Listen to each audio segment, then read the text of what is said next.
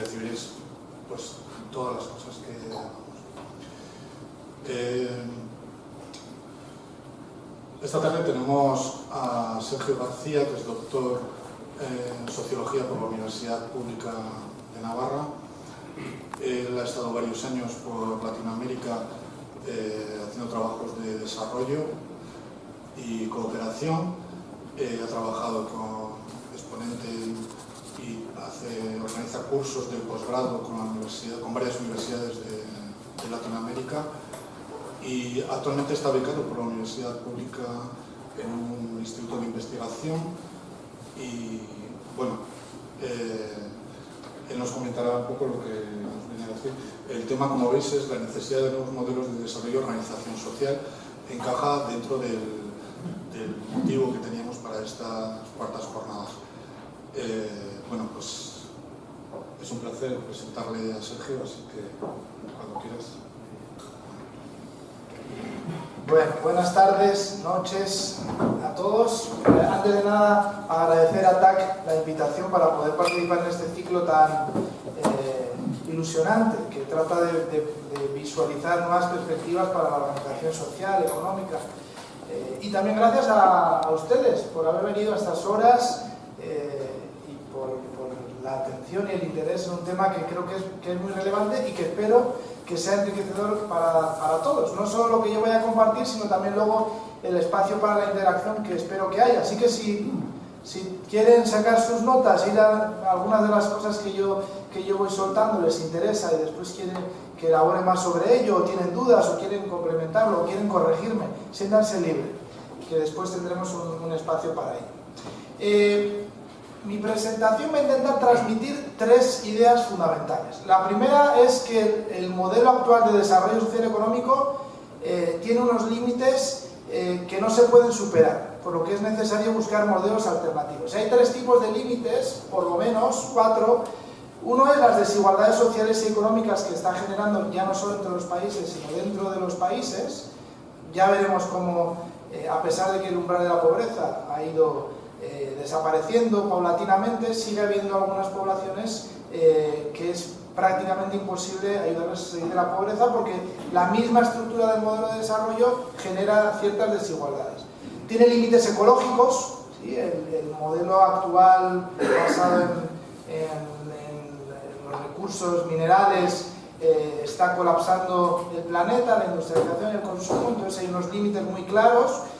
Hay otros límites que tienen que ver con la dependencia física, de que el modelo de desarrollo que tenemos, la producción, etcétera, se realiza en zonas siempre alejadas del consumidor, por lo tanto dependemos del petróleo para el transporte, pero también hay una dependencia cognoscitiva, o sea, cada vez hay menos gente que tiene conocimiento de primera mano acerca de las prácticas básicas de la agricultura y de las actividades más cercanas a la producción agrícola, más allá de la ingeniería agrícola, ¿no?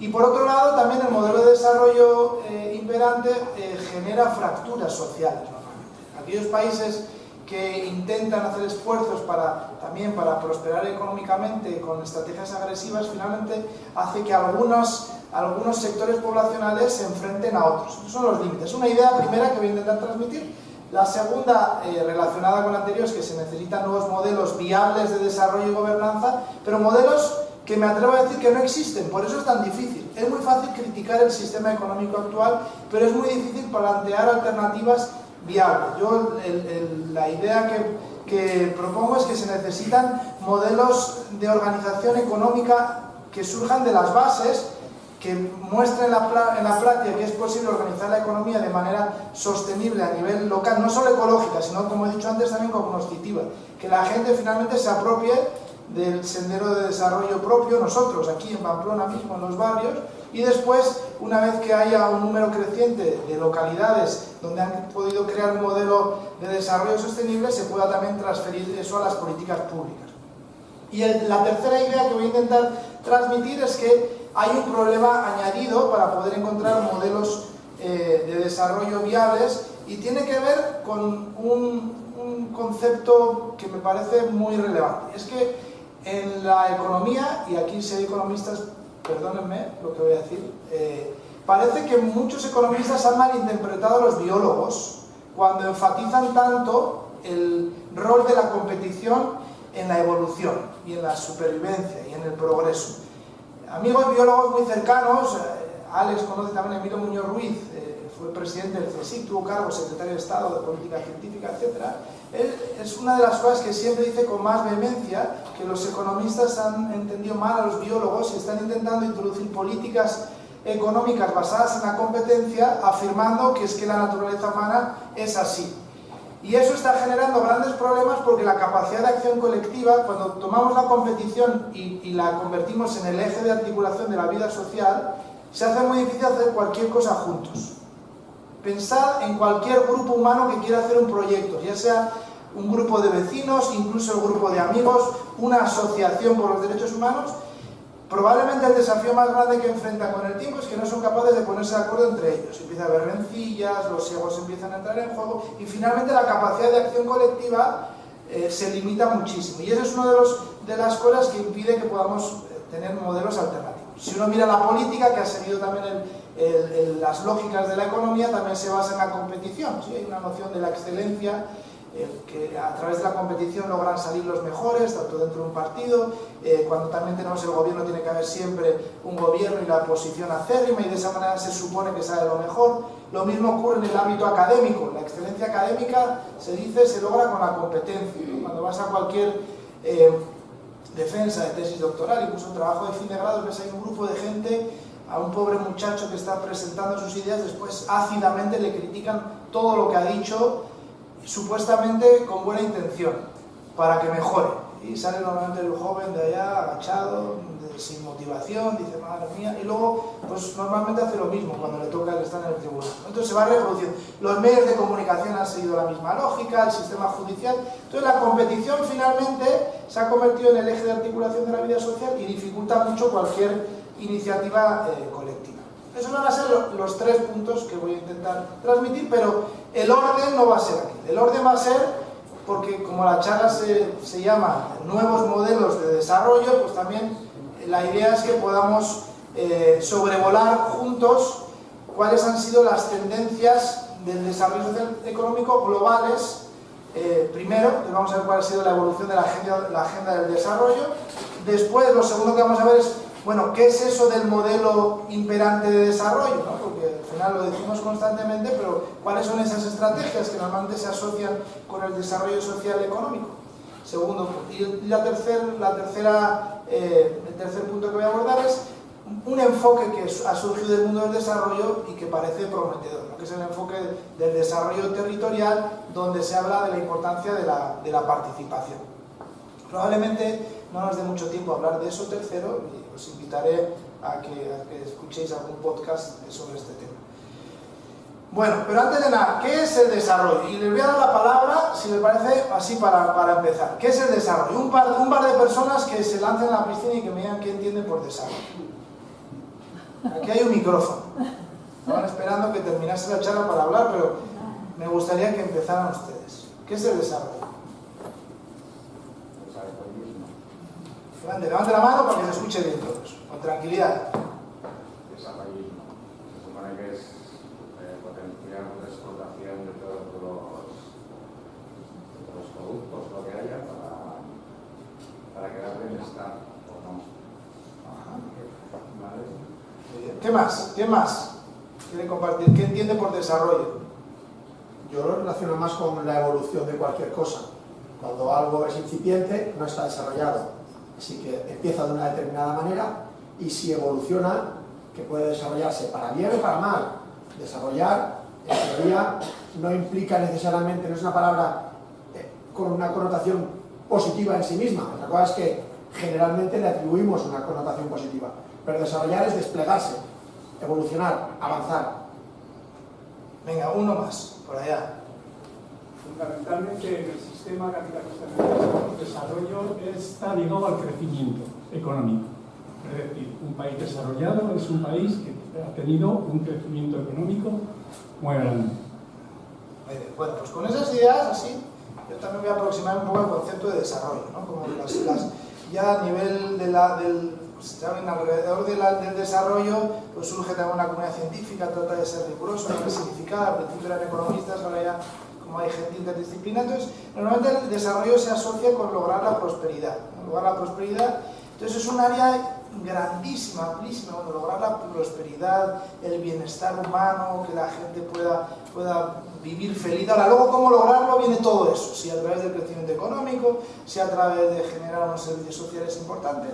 Entonces, pero digamos, quedémonos con esa idea de lograr prosperidad para todos, donde hay dos principios clave, que son la justicia, digamos, porque si es prosperidad para todos, tiene que haber algún tipo de justicia social.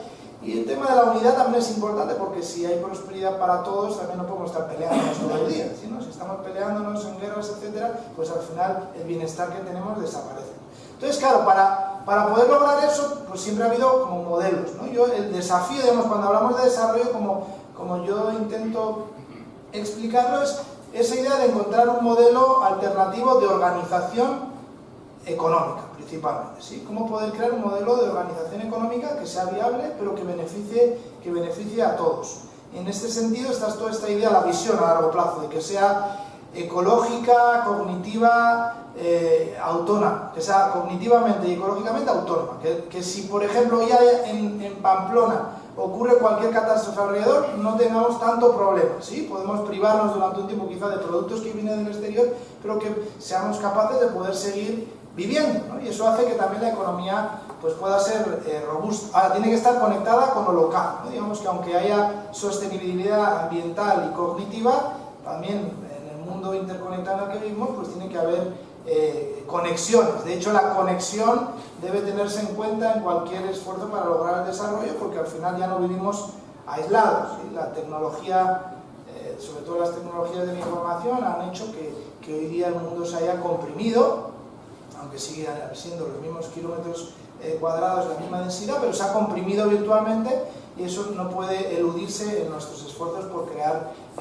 modelos de organización económica. Como decíamos, el modelo actual, antes he planteado que era una de las ideas centrales, parece haber agotado su capacidad de impulsar el bienestar de la humanidad por esos límites, hemos dicho, el límite ecológico, el límite cognitivo, el límite de las desigualdades y el límite de la fragilidad y dependencia, y por eso se requiere entonces poder buscar nuevos modelos alternativos, ¿no? Entonces podemos decir que, bien, hablamos de mejorar económicamente, pero no solamente es la mejora económica, y desde luego no solamente es que un país crezca económicamente en su totalidad. Ahora vamos a ver en términos brutos, ¿no? Ahora vamos a ver por qué. Porque los primeros esfuerzos en el ámbito del desarrollo, que todavía son vigentes, plantean que el desarrollo y el bienestar se logran cuando el país crece, ¿no? Cuando el PIB aumenta, ¿sí? Pero no se tenían en cuenta, y se siguen sin tener en cuenta, otras variables que tienen que estar en juego. Porque un país puede crecer económicamente en términos brutos, pero puede ser que los que producen eso sean un porcentaje minúsculo de la población, y que los que se benefician de ese crecimiento también sea un porcentaje minúsculo. Por lo tanto, si aceptamos que el crecimiento económico fuese una variable relacionada con el desarrollo, tiene que ser siempre combinada con otras variables que aseguren la distribución, el bienestar, y que no se generen desigualdades. Ahora, entonces, ¿cómo ha sido esto de la evolución de la agenda global del desarrollo? ¿Sí? Porque ahora todo el mundo habla de desarrollo, pero esto es una cosa relativamente nueva, ¿no? Después de la Segunda Guerra Mundial. Entonces yo voy a hablar aquí de algunas etapas, ¿sí? La primera etapa después de la Segunda Guerra Mundial, una segunda etapa después de la caída del comunismo soviético, una tercera etapa, que es la de los objetivos del milenio, que fue el primer gran proyecto común para abordar cuestiones de importancia global, y por último, pues los objetivos de desarrollo sostenible. Digamos, podemos hablar de esas cuatro etapas. Podría haber otras maneras de categorizarlo y de dividirlo. Simplemente lo he hecho así por motivos didácticos, por si puede ser más fácil comprender. Entonces, bueno, la primera etapa podemos decir que viene después de la Segunda Guerra Mundial, sobre todo cuando pues, Europa queda destruida.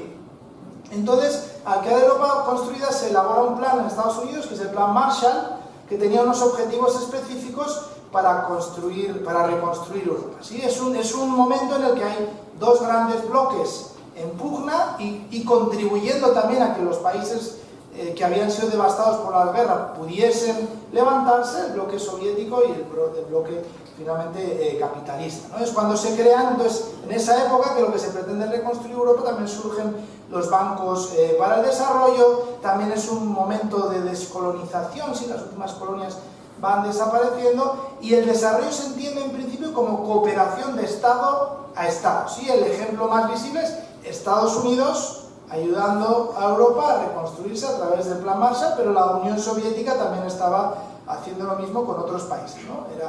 Había motivos altruistas por un lado e intereses por el otro, para generar alianzas geoestratégicas. Entonces, la estrategia principal del Plan Marshall, y es importante conocerla porque se reproduce, aunque han pasado muchos años y la gente que está en el mundo del desarrollo, en la vanguardia, sí que es a nivel del discurso está más refinado, en la práctica política del desarrollo económico básicamente se reproduce lo que se hacía en el Plan Marshall, ¿no? Que había algunas estrategias centrales.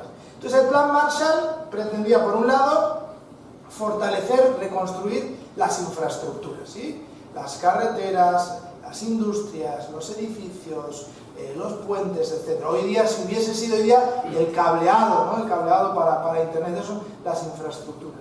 Por otro lado estaba la cuestión del flujo de capital, poder atraer inversión de capital para poder generar industrias crecientes. Por supuesto, la industrialización, ¿sí? Porque la industrialización era otro de los elementos centrales. También se promovía que hubiese migración de las zonas rurales al campo, entre otras cosas porque se pensaba que la gente del campo, había un montón de prejuicios hacia los campesinos, que siguen también, muchos, entonces que se pensaba que era gente vaga, que no era productiva y por lo tanto era mejor impulsarlos para que se fueran a las industrias como mano de obra barata. Y paralelo a eso se extendía el sistema educativo con mucha fuerza, pero un sistema educativo que pretendía crear mano de obra para las industrias emergentes. Y por último, la última estrategia tiene que ver con la transferencia tecnológica, con introducir algunos elementos tecnológicos también para incrementar la producción, ¿no? Digamos que esto podía ser la quinta esencia del Plan Marshall simplificado. Y esta estrategia del Plan Marshall, digo que fue bastante exitosa, teniendo en cuenta que Europa no venía de cero, ¿no? Sino Europa había tenido su vida, había tenido su prosperidad, etc. La guerra la había destruido, pero había ahí un historial que no se podía eludir. Entonces el Plan Marshall fue exitoso en cierta manera, pero había toda una historia detrás que cuando se intentó diseminar el Plan Marshall a otras zonas del mundo y replicarlo, no se tuvo en cuenta. Al aplicar los elementos del Plan Marshall al desarrollo de los países latinoamericanos, africanos y asiáticos, no se tuvo en cuenta la historia de la que venía Europa. Entonces, aunque los métodos han evolucionado, como he dicho, esto pues se ha mantenido mucho. Ahora, la ideología jugaba un papel muy importante. Entonces, ¿sí? Por eso hemos dicho sobre todo esa pugna entre el capitalismo y el comunismo, que seguían las mismas estrategias, aunque eran dos ideologías políticas diferentes, pero en lo económico casi seguían las mismas estrategias, salvo que en uno era el Estado el que lo planificaba, en el otro lugar pues se abría mucho más a la iniciativa privada. Y en todo esto que he dicho se condensa también dentro de un concepto que era un concepto sociológico. Los sociólogos habían desarrollado una teoría que es la teoría de la modernización para describir cuál era el tránsito de sociedades tradicionales a sociedades modernas.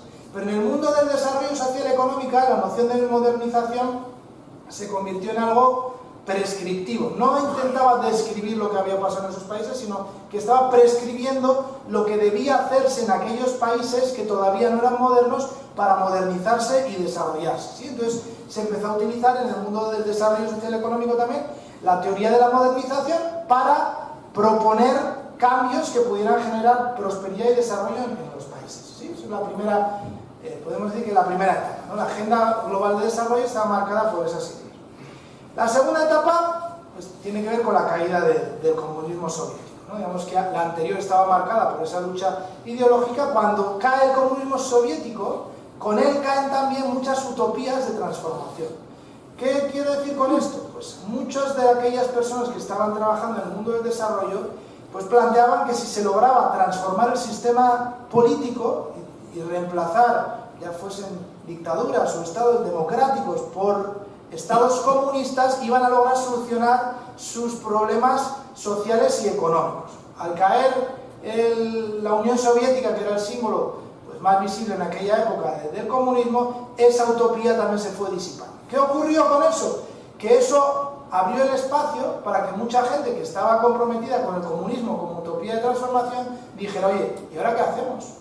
Nosotros queríamos cambiar el mundo, el comunismo no ha sido tan viable, entonces ¿qué podemos hacer? Pues la opción que tenían es la sociedad civil organizarse y en vez de aspirar a tales transformaciones, decir, bueno, pues vamos a ver si nos organizamos y vamos a intentar responder, aunque sea a una o dos necesidades que nuestro Estado no logra resolver. Y entonces hay una proliferación de organizaciones no gubernamentales para el desarrollo. Es la eclosión de las organizaciones no gubernamentales para el desarrollo, compuesta en parte por muchas personas que provenían también de esas tendencias más comunistas, ¿no? Ahora, ¿qué ocurrió con eso? Uno dice, bueno, qué bien, la sociedad civil apropiándose del desarrollo, ayudándose, etc.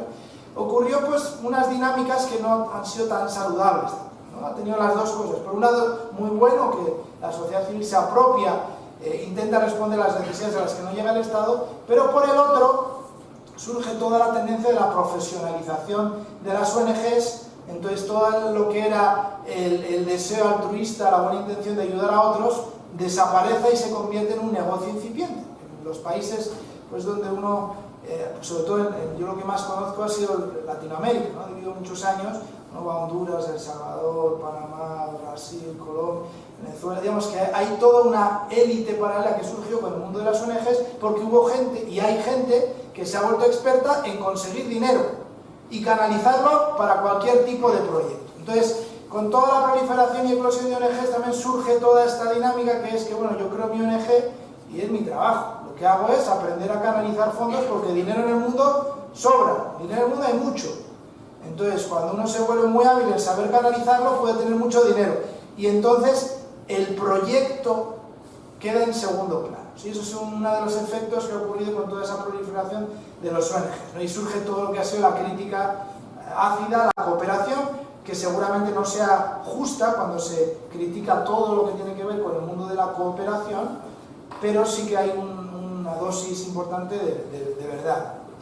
Entonces, aquí se genera una disyuntiva que quería compartir, que es que, paralelo al mundo de las ONGs, los estados también se vuelven cada vez más rigurosos y dicen, bueno, vale, los estados o los donantes privados también, ¿sí? Que en el mundo de la cooperación no solamente los estados colaboran, sino hay donantes privados que dan mucho dinero. Fundación Rockefeller, Fundación Bill Gates, hay muchas fundaciones que invierten mucho dinero allá. Entonces, ¿qué ocurre? Que dice, bueno, ya que estamos dándole dinero a esta gente que tiene ONGs para un proyecto, bueno, yo tampoco quiero tirarlo, entonces vamos a evaluar el impacto, ¿no? Vamos a monitorizar lo que están haciendo con eso. Entonces, ¿por qué surge una dificultad muy grande? Porque, por un lado, se sabe que hay algunas estrategias que quizá no sean tan importantes como el crear una escuela, ¿no? Si uno quiere mejorar la educación, uno sabe que crear la infraestructura del colegio, pues no es lo mejor, ¿no? Para crear educación lo que necesita es que los jóvenes, los estudiantes sean capaces de participar en algún tipo de formación donde tengas también profesores y que eso se mantenga, sea infraestructura o no, bueno, es secundario, ayuda, pero si no tienes lo otro, finalmente la educación no funciona. Ahora, ¿qué ocurre? Que es mucho más fácil evaluar si se ha utilizado bien el dinero si yo lo que le digo es, bueno, ¿tu proyecto qué pretende hacer? Y me dice, pues construir un edificio para una escuela. Ah, vale, te doy el dinero, porque yo te puedo evaluar bien si eso funciona. Si en cambio me viene y me dice, ¿quieres introducir un programa educativo de bachillerato en una zona rural garífuna de Honduras? Yo digo, oye, qué bueno, me encanta la idea, pero ¿cómo evalúo yo eso?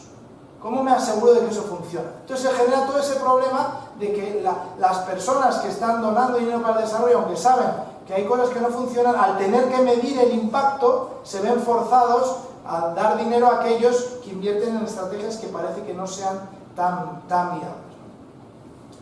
Bueno, la siguiente etapa, ¿no? Podemos decir que los objetivos del milenio son otra etapa. ¿Por qué es otra etapa? Mira, a finales del siglo XX ocurrió una serie de acontecimientos que pasaron casi desapercibidos, que fueron 3 cumbres. Hubo 3 cumbres muy importantes. Primera vez en la historia que hay cumbres de esa índole, pero como sobre todo se ha instalado esa especie de cinismo extendido, ¿no? Que criticamos todo lo vemos con sospecha, todo nos parece que no funciona correctamente. Entonces, por primera vez en la historia, los jefes de Estado se reunieron en esas cumbres del milenio y los representantes de ONGs representando a los pueblos del mundo, y también hubo una cumbre de líderes religiosos. Las tres cumbres confluyeron después y de allá surge lo que se llaman los objetivos del milenio. Una serie de objetivos que se planteaban en principio los jefes de Estado y los representantes de los pueblos del mundo, simbolizados por esas ONGs, para poder abordar cuestiones que nos conciernen a todos, ¿no? Principalmente vinculadas con la pobreza, y entonces hay un gran entusiasmo sobre ese proyecto colectivo. Y como sabéis, pues sus objetivos no se pudieron lograr en su totalidad, y por eso es que después se ha vuelto a refinar la agenda, ¿no? Pero digamos que en los objetivos del milenio ponen al descubierto otras dimensiones del desarrollo y de la prosperidad que antes quizá no eran tan claras. Una de ellas es la conexión entre la pobreza, el terrorismo y la violencia, ¿sí?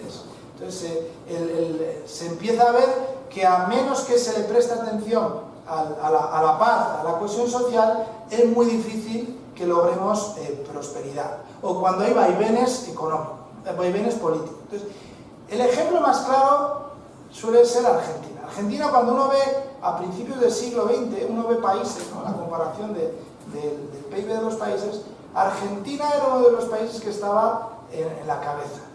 Y Corea del Sur no estaba especialmente bien, pero el problema de Argentina es que han tenido mucha inestabilidad política y ha hecho que se vaya rezagando cada vez, un país que ha sido muy rico, etc. El caso de Venezuela también hay otros factores, sin duda, ¿no? Pero digamos que la inestabilidad política es un factor que hace que por mucho que haya buenos planes, de vez en cuando puede caer. Lo mismo pasa con los conflictos, con el terrorismo y con la violencia. Entonces, bueno, además de poner en relieve esta dimensión relacionada con la prosperidad, surgen estos 8 objetivos del milenio que por motivos de tiempo no voy a abordar, ¿no? Pero que, bueno, que los podríamos ver. ¿Y qué ocurre? Ocurre algo muy interesante. Hasta el 2014 se podría decir que estaba habiendo bastante avance en los objetivos del milenio, especialmente los vinculados a la pobreza extrema. No al ritmo que se deseaba, pero sí que había una constante mejora. Pero desde el 2014 hasta ahora, y ahora voy a mostrar algunos informes que lo ponen en el descubierto, ha habido retrocesos en esa materia. No hablo de las desigualdades, que eso nunca se ha logrado solucionar, sino simplemente en la reducción de aquellas personas en el mundo que viven por debajo del umbral de la pobreza. Que también podríamos hablar de si esa metodología es apropiada o no, etc. El caso es que el umbral de la pobreza hay una metodología para estimarlo, y entonces quienes viven por debajo de ese umbral paulatinamente se fue reduciendo hasta el 2014. Ahora, esa reducción que ha habido, y que lo voy a mostrar ahora, normalmente se asocia también con los conflictos que ha habido y con los problemas climáticos, ¿no? El Yemen es uno de esos ejemplos también muy claros, ¿no?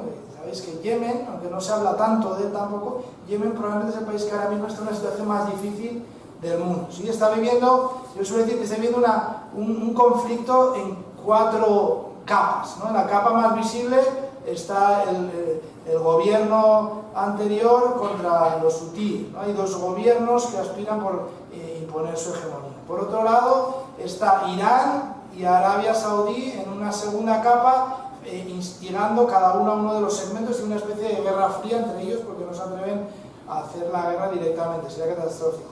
Debajo de eso hay una lucha de Estados Unidos con Al-Qaeda y el Estado Islámico, que es el Daesh, que se está intentando reorganizar porque hay un vacío de poder en muchos territorios del Yemen. Y la 4ª capa hay una crisis humanitaria terrorífica con un brote de cólera que se ha llevado a gran parte de la población. Entonces Yemen vive una situación terrible, pero un país también que, bueno, que estaba avanzando, ¿no? En términos de prosperidad. Aquí es un gráfico en el que se muestra las personas que vivían por debajo del umbral de la pobreza, cómo se fue reduciendo hasta el 2014, y finalmente pues ha ido viendo un repunte por estos 2 factores principales que hemos mencionado, ¿no? Los problemas climáticos y los conflictos. ¿Sí? Se ve, ¿no? Va bajando y después empieza a repuntar. Tampoco que sea mucho, pero va subiendo. El informe de Oxfam sobre la situación, de la ONU sobre la situación social del mundo, es un informe muy interesante que os si están interesados en el tema, se lo recomiendo. Antes era cada 4 años, ahora cada 2 años la ONU hace un informe sobre la situación social del mundo. A veces uno se pregunta, ¿el mundo va mejor, va peor? ¿Cómo está? Depende de quién me lo diga, parece que va mucho mejor, depende de quién me lo diga, va mucho peor. Entonces es un informe bastante riguroso que pone al descubierto algunos de los avances y de los retrocesos. Entonces una de las cosas que plantea el informe, más allá de las personas del repunte, ¿no?, con el umbral de la pobreza, lo que plantea es que hay un problema estructural que no se está logrando resolver, incluso hasta el 2014, ¿sí? Porque digamos después es verdad que ha empeorado la cosa, pero hasta el 2014, que iba mejorando, había un problema estructural y había unas poblaciones que estaban, podríamos decir, en unas lagunas que, a pesar del crecimiento económico de sus países, a pesar de las políticas de desarrollo, de redistribución de la riqueza, no estaban siendo afectadas en absoluto por esa mejora de vida, ¿no? Esas lagunas. Y bueno, en ese informe la ONU lo que plantea es que la única solución que ven es que se pueda extender servicios sociales permanentes para ese tipo de población hasta que se encuentre un modelo de desarrollo alternativo viable, sostenible, como el que estaba mencionando anteriormente, que requiere décadas, ¿no? Entonces, mientras tanto, es la propuesta que hace. Ahora, en términos de desigualdades, pues lo mismo. Ahora la Oxfam, ¿no? Hay este informe famoso que muestra que 26 personas tienen la misma riqueza que los 3.800 millones de personas más pobres. O que la riqueza de los millonarios en el 2018 finalmente ha crecido 900.000 millones de dólares más, ¿no? O que cuando uno ve el crecimiento económico del mundo, 1% de la población más rica ha acaparado el 82% de la riqueza total que se ha generado, mientras que el 50%, porque si uno dice la mitad más pobre, parece que es la gente pobre. No, el 50% de la población del mundo no ha participado en nada, en la riqueza que se ha generado en el mundo, que es bastante. Luego hay otro think tank interesante, World Inequality Lab, que plantea también cómo ha sido la contracción de la clase media, que esto es algo que suele salir, ¿no? La clase media está desapareciendo. Entonces vamos a ver un gráfico interesante.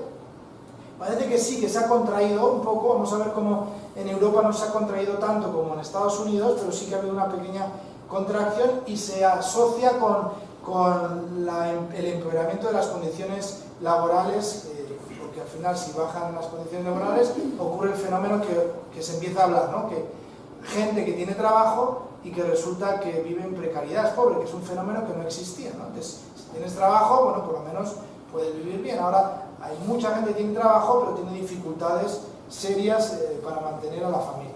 Entonces aquí está un gráfico interesante que tiene que ver con la participación en la riqueza total. Entonces, cuando uno ve Estados Unidos, la raya roja lo que indica es cuál es el 1% más rico, ¿sí? Y podríamos decir que el eje de la izquierda, el vertical, lo que plantea es del total de riqueza que se genera, pues vemos que el 1% más rico en los 80 de Estados Unidos más o menos participa del 11% total de la riqueza. Y el 50% más pobre participa más o menos del 21% de la riqueza, ¿no? Digamos que hay grandes desigualdades entonces, grandísimas, pero según van pasando los años, vemos como ese 1% cada vez va acaparando mayor porcentaje de la riqueza total que se genera. Hasta ahora, en el 2015, que vemos como el 1% más rico de Estados Unidos pues, al final acapara el 21% de la riqueza total, mientras que el 50% más pobre está más o menos en el 13%. El gráfico de abajo es Europa, ¿sí? ¿Cuál es la situación de Europa? Entonces, de nuevo, el 1% más rico es la línea roja. Entonces uno ve como desde los 80 hasta ahora ha ido subiendo, ¿sí? Aunque ha habido momentos en los que se ha estancado, incluso que ha podido bajar, pero ha ido subiendo, y uno ve como el 50% más pobre de la población de Europa pues ha ido participando cada vez menos de la riqueza total que se genera. Entonces podríamos decir que esto es un indicador claro. Uno puede decir, sí, la clase media parece que se está contrayendo, pero matizando. En Estados Unidos ha habido una contracción muy importante. En Europa, según algunos datos, parece que no ha sido tan importante, pero sí que ha habido también. La última etapa, ¿sí? Y con eso termino el primer punto, que el primer punto es la evolución de la agenda global del desarrollo. Entonces, la tercera etapa tiene que ver con los objetivos de desarrollo sostenible, que van hasta el 2030, que es una revisión de los objetivos del milenio que planteé anteriormente. Al ver que no se lograban cumplir algunos de los objetivos, pues hubo una reunión para evaluar, para redefinirlo, incluso para hacer un plan mejor. Entonces, bueno, hay una resolución de la Asamblea, son 17 objetivos, 169 metas. La verdad es que es un plan bastante riguroso, por lo menos a nivel teórico, ¿no? Todo el proyecto. No es simplemente buenas aspiraciones, sino que luego se intenta operativizar bastante bien. Aunque luego las estrategias, a mí me parece que sí que flaquean un poquito. Ahí he subrayado algo que a mí personalmente me preocupa. La nueva agenda urbana es algo que se ve normalmente con mucho entusiasmo. ¿Qué es esto de la nueva agenda urbana? Bueno, el mundo del desarrollo social económico, y estoy pensando en España, no estoy pensando yo no sé, en la República Democrática del Congo, porque creo que a estas alturas ya espero que haya quedado claro que el desarrollo no es algo que unos hacen para otros, sino que todos nosotros estamos embarcados en un proceso de desarrollo por encontrar modelos alternativos viables, porque estamos cargándonos el planeta, generando desigualdades y produciendo conflictos con el modelo actual. Entonces, una de las cosas para poder crear modelos alternativos de desarrollo viables había sido, y yo creo que debe seguir siendo, el reequilibrio de la relación urbano-rural. ¿Qué significa esto? Con la industrialización, la mayor parte de los países del mundo han experimentado una fuga masiva de personas de las zonas rurales a las grandes urbes. No ha sido una fuga voluntaria, ha habido una política muy clara para que eso ocurra. Entonces las zonas rurales del mundo están desertizándose. Hasta ahora se veía como un problema que hay que solucionar, que abordar. Pero al final, como se ha visto que la población que se concentra en las grandes urbes cada vez es mayor, sí, en unas décadas apenas era un 20% la gente que vivía en las grandes ciudades y ahora es casi el 50%. Y la estimación es que vaya subiendo. Entonces, ¿qué ocurre? Que los objetivos finalmente de desarrollo sostenible plantean que, bueno, que quizá la mayor parte de los esfuerzos deberán de hacerse en las grandes ciudades, aunque no sea la solución ideal, pero por lo menos hagamos políticas de desarrollo en las zonas, en las grandes ciudades, metamos zonas ajardinadas, metamos zonas boscosas y olvidémonos de ese problema del equilibrio rural-urbano. Para mí eso es un desafío grande, porque finalmente estamos generando ese problema de dependencia de nuevo, un colapso, y las grandes urbes tienen muchos problemas sociales, no solo de salubridad, de higiene, contaminación, la misma relación de las personas. Cuando uno, por ejemplo, analiza los primeros estudios serios sobre el crimen, ¿no? Sabéis que la criminología, que ahora es una disciplina académica, pues antes no lo era. Los primeros que estudiaron el crimen así con un poquito de rigor fueron unos que llamaban la Escuela de Chicago, que empezaron a estudiar lo que estaba pasando en Chicago, ¿no? Al principio del siglo XX. Dice, oye, ¿qué pasa en esta ciudad? ¿Por qué hay tanto crimen? ¿No? Porque parecía que los índices... Y la conclusión a la que llegaron, que todavía se mantiene, es que los grandes núcleos urbanos que concentran a tantas personas procedentes de tantos orígenes sociales, nacionales, étnicos y religiosos, finalmente son el espacio propicio para los conflictos, porque al final hay poco espacio, hay pocos recursos, las lógicas culturales de cada uno son diferentes y brotan muchos problemas. Y luego las grandes ciudades, además, han generado una paradoja, que es que aquí hay un texto que es muy bonito, me gusta, se llama El señor Ravioli, ¿no? Sobre la vida en Nueva York. Entonces, ¿qué pasa en las grandes ciudades? Pues ha ocurrido un fenómeno interesante. Estamos todo el día con gente alrededor, pero resulta que hay un sentimiento de soledad abrumador en las grandes ciudades. ¿Por qué? Pues parece que hay tanta gente que es que agobia todo eso. Entonces, en cierta manera, entre eso y la competición que articula la vida social, como decía, ha hecho que cada uno, aunque esté rodeado siempre de gente, viva en su propia esfera, piense que sus problemas son solo suyos y finalmente nos miramos casi hasta con desconfianza unos a otros, ¿no? En esa obra literaria del señor Ravioli, pues muy bonito, es un niño, ¿no?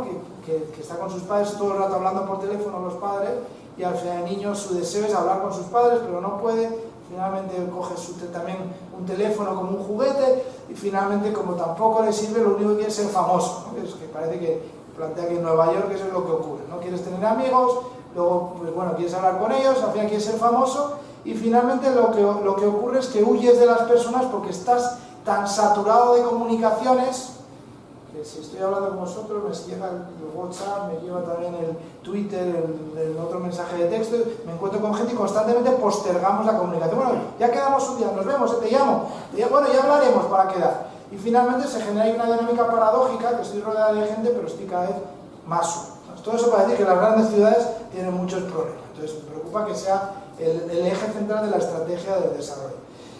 Ahora, se plantea también en la Agenda de Desarrollo Sostenible para el 2030 que las personas, el planeta, la prosperidad, la paz y las alianzas son los elementos estratégicos principales para lograrlo.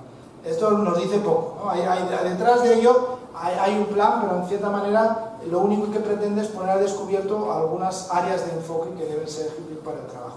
Luego lo voy a intentar elaborar de manera minuciosa, ¿no? Algunas cosas.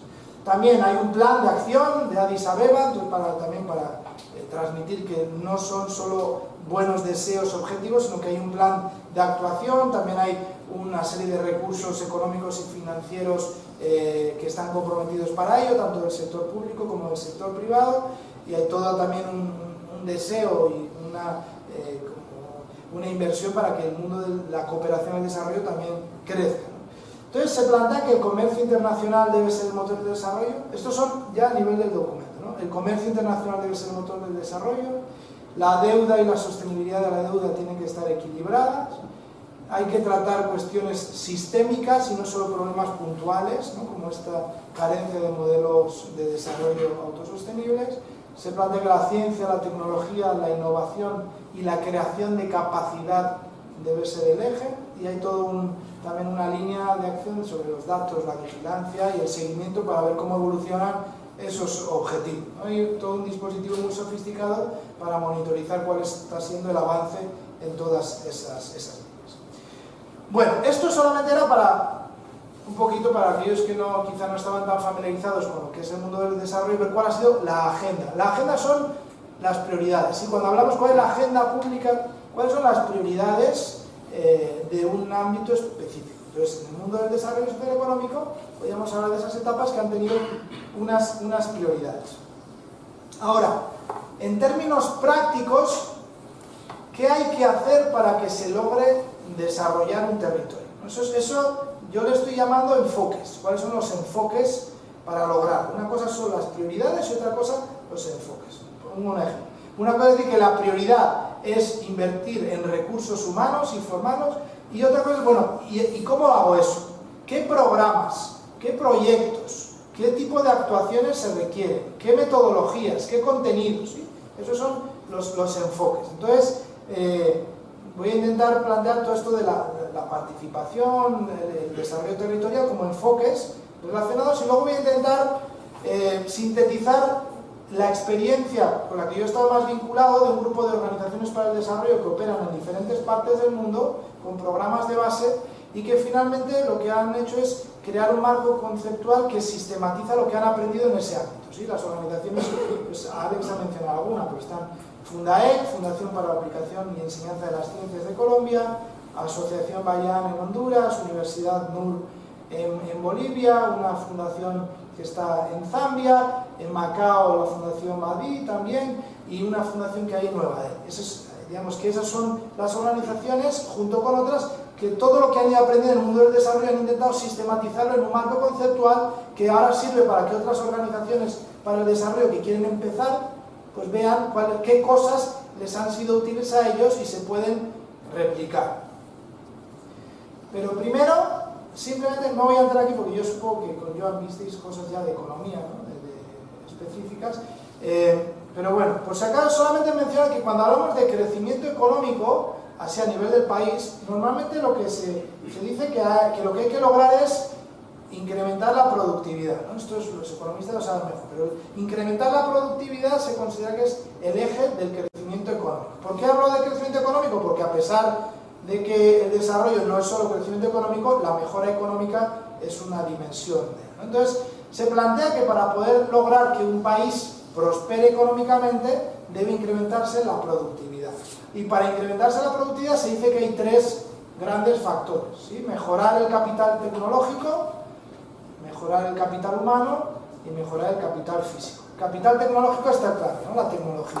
¿sí? Se dice que, bueno, si hay mejor tecnología, incrementa la productividad, tiene sus límites, ¿no? Estos, los economistas tienen hasta fórmulas para determinar hasta qué punto el capital humano genera mayor productividad, hasta qué punto el capital físico y hasta qué punto la tecnología, y cuál de los tres pues genera más productividad, ¿no? Entonces, lo que plantean los economistas de macroeconomía es que la tecnología es la que genera más productividad, luego el capital humano y luego el capital físico. Pero incluso el capital físico tiene como unos límites, pero si mejora la tecnología... Bueno, estas son unas cosas técnicas que no voy a entrar, simplemente mencionar eso de que mejorar la productividad a través de la mejora de la tecnología, de la formación y de las infraestructuras, ¿sí? Poder tener elementos básicos para trabajar mejor, se considera en el mundo de la economía que mejora la productividad. Y por eso es que los países, incluyendo España o Navarra, cuando hablan de su plan de desarrollo, normalmente plantean estas cuestiones. No hay que invertir en tecnología, I más D, investigación más desarrollo, I más D más I, investigación, desarrollo e innovación. O hay que invertir en formación, ¿no? Se plantea, ¿no? Por todas estas cuestiones. O hay que mejorar, lo mismo, el cableado, las carreteras. ¿Por qué? Porque si mejoras la productividad, también necesitas luego comercializar eso que has producido, y para ello las infraestructuras son necesarias, ¿no? Todo esto, bueno, son cosas que son relevantes, aunque tienen que ver más con lo macroeconómico, que también es importante. Y un elemento que debe estar estable para que haya crecimiento económico macro, ¿eh? No estamos hablando ahora de repartición ni de bienestar, solo que haya mayor productividad y la producción total y la riqueza total sube. Entonces, además de esos tres factores, se plantea que tiene que haber estabilidad política, que no haya tanto vaivén. Por eso es que cuando hay un cambio de gobierno, ¿no? Esto aparece, el IBEX, la bolsa de no sé qué, ¿no? Si va a entrar el Partido Socialista, si va a entrar el Podemos, si entra el PP. Cuando hay cambios, siempre todo lo que es el mundo financiero pues tiene un poco de miedo. ¿Por qué? Porque se necesita estabilidad. Yo, para decidir si voy a invertir en un territorio o en otro, quiero estar seguro de que las normas que hay ahora van a mantenerse, porque si cambian, quizá yo tomo una decisión ahora teniendo en cuenta unos factores que no la hubiera tomado si cambiase, ¿no? Entonces, por eso el tema de la estabilidad es importante. Pero bueno, esto lo quería decir solo para ver que también a nivel macro hay mucho aprendizaje importante, ¿sí? No es que sea importante, a pesar de que lo mismo, tiene sus límites que hemos mencionado. Ahora, en términos de más o menos qué estrategias, qué enfoques específicos se han ido introduciendo a través de los años en el mundo del desarrollo, podríamos decir que ha habido una acumulación de enfoques que se han ido introduciendo. No todas las organizaciones para el desarrollo, ni los países lo han introducido, pero la gente que se ha dedicado a estudiar el mundo del desarrollo sí que han ido identificando cuáles han sido los enfoques que han logrado tener más efectividad, o por lo menos se han puesto de moda paulatinamente. ¿Sí? Yo aquí he identificado algunos que quería compartir, ¿no? El primero es el tema de las infraestructuras y la modernización, ¿sí? Que lo he dicho antes, que esto había toda una hipótesis. ¿Por qué? Porque no es que ahora la gente que se dedicaba a esto después del Plan Marshall fuera totalmente ignorante, ¿no? Ellos querían también que la gente que está en condiciones más difíciles se pudiera beneficiar, y había una hipótesis, ¿no? Esto se llama la teoría de la percolación, que decían que, bueno, mira, si un país logra crecer económicamente en términos brutos, totales, de manera natural y orgánica, esa riqueza va a fluir, ¿sí? Como si hubiese poros que caerán paulatinamente en la población, ¿sí? Esto, uno podría decir, pues sí, claro, porque si tiene más dinero el Estado, pues va a tener más dinero para poder tener mejores servicios sociales, para poder invertir en infraestructuras. Sí, es racional. ¿Qué ocurre? Que en la práctica no ha funcionado así. El hecho de que un país tenga el PIB más grande no significa que de manera natural eso va a revertir en el resto. De hecho, lo que hemos visto es que más bien la tendencia global ha sido que, a pesar de que cada vez hay más riqueza, esa riqueza se acumula en menos manos. ¿Por qué? Porque si no hay luego políticas de redistribución, hay políticas para grupos específicos, ese dinero finalmente pues va a ciertos sectores, ¿no? Ahora, al ver que eso no funcionaba, se introdujo un nuevo enfoque. Sobre todo en la India fue muy exitoso en el mundo del desarrollo, que es la Revolución Verde. La Revolución Verde lo que planteaba es que, mira, estábamos equivocados. La gente del campo no es tan improductiva como creíamos. ¿Sí? Realmente, acordad lo que decía antes, había una concepción de que los campesinos eran vagos, improductivos, ¿no? Había un prejuicio muy feo allá. Sigue bien. Pero entonces lo que se planteaba con la Revolución Verde es, oye, quizá no es un problema de los campesinos de las zonas rurales, quizá sea un problema de tecnología. Si traemos tecnología a las zonas rurales, seguramente haya prosperidad y desarrollo. Entonces hubo todo un esfuerzo para llevar tecnología a las zonas rurales y esto fue en primera instancia exitoso para incrementar la producción de alimentos. En la India, sobre todo, fue muy exitoso y se logró que poblaciones que no tenían acceso a tantos alimentos pudieran tener. Ahora, generó un gran problema que hizo que después, al replicar la estrategia en otras partes del mundo, se hiciera con algo de cautela.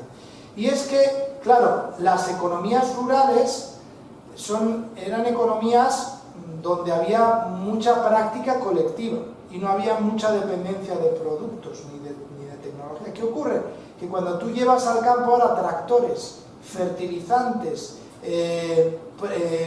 nuevas formas de proteger, ¿no? Químicos para poder proteger los productos, etc., ¿quiénes se van a beneficiar? Semillas que están modificadas genéticamente para que tengan incluso mejores nutrientes o para que crezcan más rápido. ¿Qué ocurre? Que solo aquellos que ya partían de cierto capital se pueden beneficiar de eso. Entonces, ¿qué produjo? Produjo, por un lado, una alteración de las prácticas económicas rurales, que eran colectivas en muchos casos, ¿sí? Aquí también ha sido así, ¿no? Había turnos, ¿no? Para cultivar tu tierra, porque al final no puedes hacerlo solo, pues íbamos rotando, ¿eh? Durante esta semana, en la nuestra, la semana que viene en la vuestra. Cuando llega el tractor se convierte en una práctica individual. Además, las economías rurales tenían una diversidad de productos. Claro, con la introducción de los tractores, fertilizantes, etcétera, hay también un deseo de incrementar la productividad, y la productividad es mayor cuando tú te centras en un solo producto. Por lo tanto, empezó a generarse dependencia del mercado, ¿sí? Ya no solamente los productos para el consumo propio, sino ahora produzco para generar algo que pueda vender, me dé dinero y lo vendo. Me vuelvo dependiente del precio, ¿sí? Por eso es que, por ejemplo, en Colombia mucha gente se hizo rica con el café y mucha más se endeudó hasta la médula por el café, cuando bajó el precio, ¿no? Entonces, digamos que generó desigualdad, ¿sí? Del tipo de productos, la individualización de las prácticas, la dependencia y desigualdades. Aquellos que tenían más dinero pueden producir más. Es un problema de la Revolución Verde. Sigue la cosa, ¿no? Luego se plantea el tema de las reformas agrarias, otro enfoque, que incluso hoy, ¿no? Cuando vemos Bolivia, Venezuela, algunos países, esto es una cuestión que siempre hay que abordar. ¿Por qué? Porque la historia de muchos países es una historia en la que las condiciones de partida no son iguales, ¿sí? Por la colonización, etcétera, pues ha habido gente que tenía más tierra. Entonces, si tú naces y tienes un montón de terrenos donde puedes producir, y yo nazco y no tengo nada, pues tú, aunque seamos seres humanos, vas al mismo colegio, etcétera, estás en mejores condiciones de partida. Entonces se plantea toda esa cuestión de las reformas agrarias para poder redistribuir los terrenos. Algo necesario también, pero que ha generado dificultades cuando se ha hecho por imposición, etc. Luego surge el enfoque, cuando se vio que ni la modernización, ni la revolución verde, ni las reformas agrarias eran suficientes, surge un enfoque con Max Neff, que se llama el enfoque de las necesidades, ¿no? Entonces se plantea que hay que centrarse en los más pobres de entre los pobres. Como podéis imaginar, esta moda desapareció pronto, porque hoy día lo que plantea antes es que la ONU, una de las cosas que más alarma es que los más pobres entre los pobres precisamente son los que menos se han beneficiado de la mejora económica de muchos de los países del mundo. Bueno, y va la cosa avanzando, ¿no? El fortalecimiento de programas de extensión. Los gobiernos lo que empiezan a hacer es programas de extensión, que es que crean como un nuevo tipo de funcionario, normalmente ingenieros agrícolas, para que lleven el conocimiento experto a las zonas rurales, asesoren a los campesinos, introduzcan nuevos productos, etc. Luego hay otra tendencia muy fuerte que ha sido la más exitosa, porque no ha implicado quitarle algo de poder adquisitivo a los que más tienen, que es el control de natalidad. Esto suena seguro, toda la idea de que, mira, la pobreza es el resultado de que hay demasiada gente en el planeta. Por lo tanto, si controlamos los índices de natalidad, vamos a poder controlarlo. Esto abrió la puerta para toda una disciplina que se ha centrado en cómo controlar la natalidad, que ha sido muy efectiva, ¿no? Y ha sido muy exitosa, Y bueno, podemos decir que ha sido exitosa para controlar la natalidad, pero no lo ha sido para poder reducir los índices de pobreza. Porque esa hipótesis de que somos demasiados y por lo tanto el problema de la pobreza es que tenemos que ser menos, parece que no es tan válida, ¿sí? Porque hay recursos más que suficientes para poder nutrir con suficiencia a todos los ciudadanos del mundo. Y puede haber muchos más ciudadanos que se podrían nutrir. Luego está la cuestión del analfabetismo, también se puso muy de moda, ha sido un elemento central, y han visto que el analfabetismo se ha reducido bastante en el mundo. Y bueno, ha ido siguiendo más, ¿no? La participación, esto que yo digo que ahora es un mantra, ahora todo el mundo habla de participación, pues primero surgió también en el mundo del desarrollo, y es que la gente tiene que ser partícipe del desarrollo. Si yo quiero que la gente que vive en La Rochapea o en el centro de Pamplona puedan mejorar económicamente, pues hay que pensar en ellos, ¿no? Entonces, pensar en ellos en términos de beneficiarios, pero no solo beneficiarios, quizás es que la gente, si quiero tener un modelo económico que sea sostenible, tiene que ser protagonista de eso. Y entonces, como ha habido enfoques para lograr empoderar a la gente para que se vuelva protagonista de su propio sendero de desarrollo. Como veis, esto normalmente no ha sido tan exitoso porque nosotros mismos, uno ni se plantea estas cuestiones. Uno va a comprar, va a su trabajo, pero luego no está pensando qué hago en mi barrio para lograr crear una economía sostenible, cómo creo acción colectiva con otros, cómo podemos crear instituciones locales para poder coordinar eso. Es como que algo no está tanto en nuestras mentes, ¿no? Pero sí que ha sido algo a lo que se le ha prestado mucha importancia. Y bueno, ya ha habido muchas otras modas: fortalecer instituciones en las zonas rurales, tener en cuenta la cultura local a la hora de implementar medidas, enfocarse en las mujeres porque ellas ahorran más, invierten mejor que los hombres, toda una corriente de la tecnología apropiada, que es que no solamente la tecnología es necesaria, sino solo algunas tecnologías. Porque entonces hay toda una corriente allá, bueno, sostenibilidad, nacionalismo indígena, las corrientes del decrecimiento que surgen ahora, ciencia, religión y desarrollo, el desarrollo endógeno, hay como mucha cosa, ¿no? Ahora, quizá de los más influyentes actualmente es el enfoque de Amartya Sen, plantea el desarrollo como la creación de capacidades individuales, ¿sí?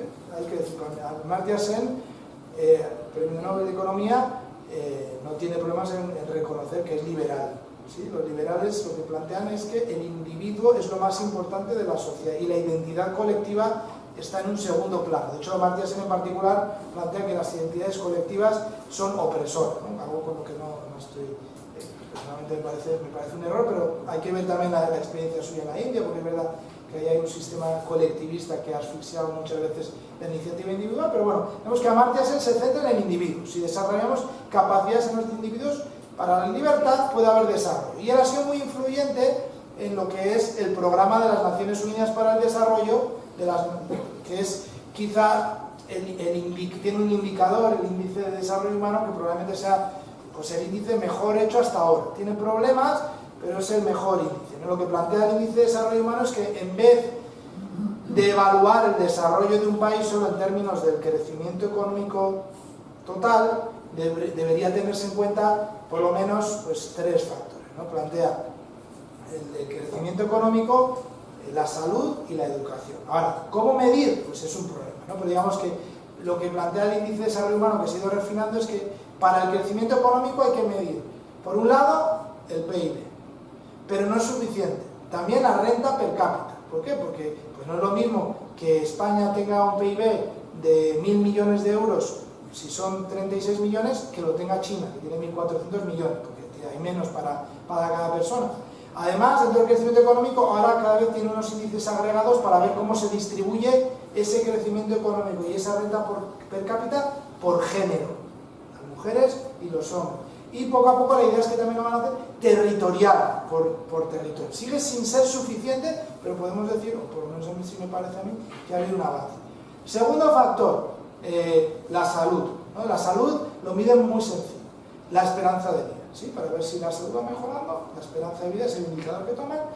Otro factor, la educación, entonces lo que plantean son los años de escolaridad que sean mayor de 25 años, ¿no? Es como se centra, porque no puedes medirlo todo, entonces cuando tienes un indicador, sino que tienes que ver algunos aspectos que sean representativos de lo que quieres medir.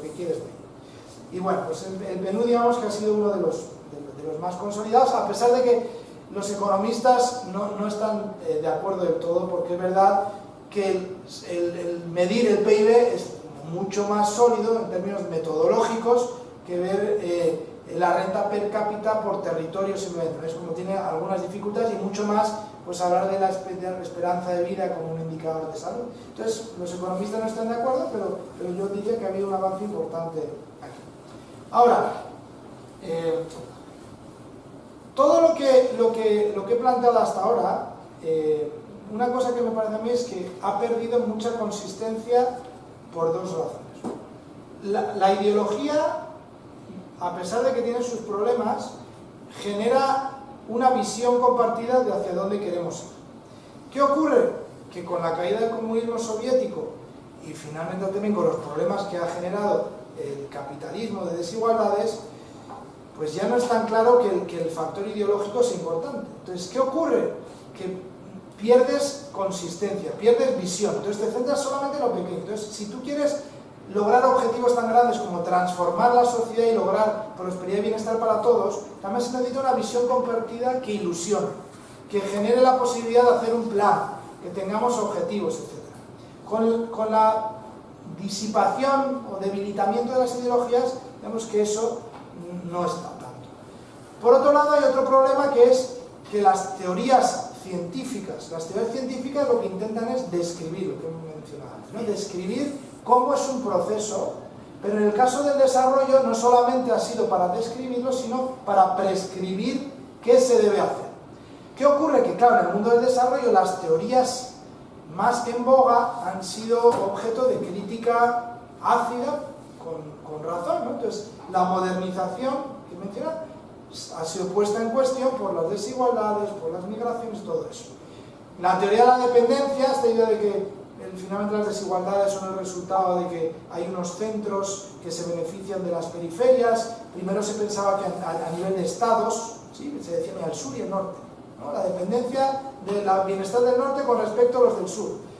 Después se ha hecho más sofisticado y se plantea, no, dentro de cada estado también hay dependencia, ¿no? Los núcleos urbanos con respecto a las zonas rurales, algunos sectores dentro de la ciudad con respecto a las zonas urbanas. El caso es que la teoría de la dependencia pues explicará muy bien las desigualdades, pero no tiene capacidad de prescripción. ¿Pero qué hacemos? ¿No? Digamos, está bien, hay desigualdades, hay dependencia, ¿qué hacemos ahora? ¿No? Hay otra teoría de los sistemas mundiales, de nuevo, explica muy bien cómo se ha configurado el orden internacional, cuáles son los centros hegemónicos, los nodos, etc., pero no sirve tanto como para ver cuál es el camino a seguir para mejorar económicamente, ¿no? Y lo mismo con la globalización. Entonces, lo que yo planteo es que para tener coherencia, esta idea de tener un marco conceptual en el que organizaciones que trabajan con la misma visión puedan, en cierta manera, sistematizar sus aprendizajes para compartirlos, se torna necesario. Por eso es que ahora lo que voy a plantear son esos elementos del marco conceptual que han hecho cristalizar estas organizaciones después de muchas décadas de trabajo en el mundo del desarrollo y que permite que se reproduzcan algunos de los aprendizajes. No está todo resuelto, ni muchísimo menos, ¿no? Pero hay algunas cosas que sí que parecen bastante sólidas y que se pueden replicar. Entonces, estos son los 12 puntos de lo que yo conozco y con lo que me he relacionado con estas organizaciones, que parece que son bastante útiles de cara a ayudar a otra organización que quiera hacer algo en su propio barrio. Mucho más si quiere tener un ámbito de acción más grande o operar en otro país. Aunque esto, por ejemplo, es algo que se ha desaconsejado mucho en el mundo del desarrollo. Que yo tenga mi organización para el desarrollo aquí, pero que mi área de acción sea, yo no sé, Vanuatu.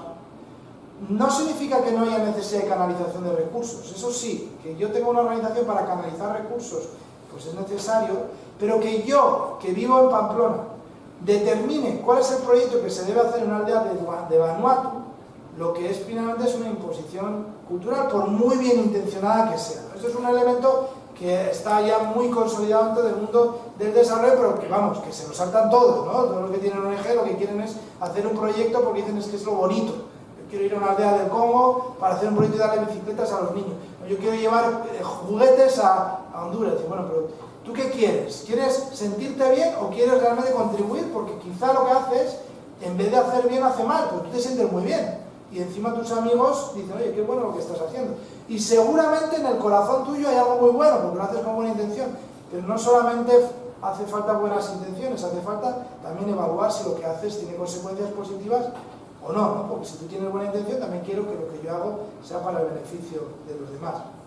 Entonces, bueno, los puntos que ellos plantean, uno es esta idea de vernos que el desarrollo no es algo que unos hacen para otros, sino que deberíamos vernos a todos avanzando en un sendero de desarrollo, ya que la humanidad se ha comprimido, está interconectada, juntos avanzando en la búsqueda de un modelo de organización social y económica anclado en lo local, pero interconectado globalmente con instituciones que vayan desde lo local hasta lo nacional y lo internacional, y donde la justicia, la sostenibilidad, la prosperidad y la autosuficiencia cognitiva, que esto es una de las cosas que hacen mucho énfasis, o sea, que la gente aprenda, sea capaz de mantener el modelo económico aunque a nadie se relacionará con él, ¿no? Digamos que es como una idea, ¿no? La humanidad avanzando hacia un modelo de organización económica y social sostenible en todos los ámbitos, anclado en lo local pero coordinado internacionalmente.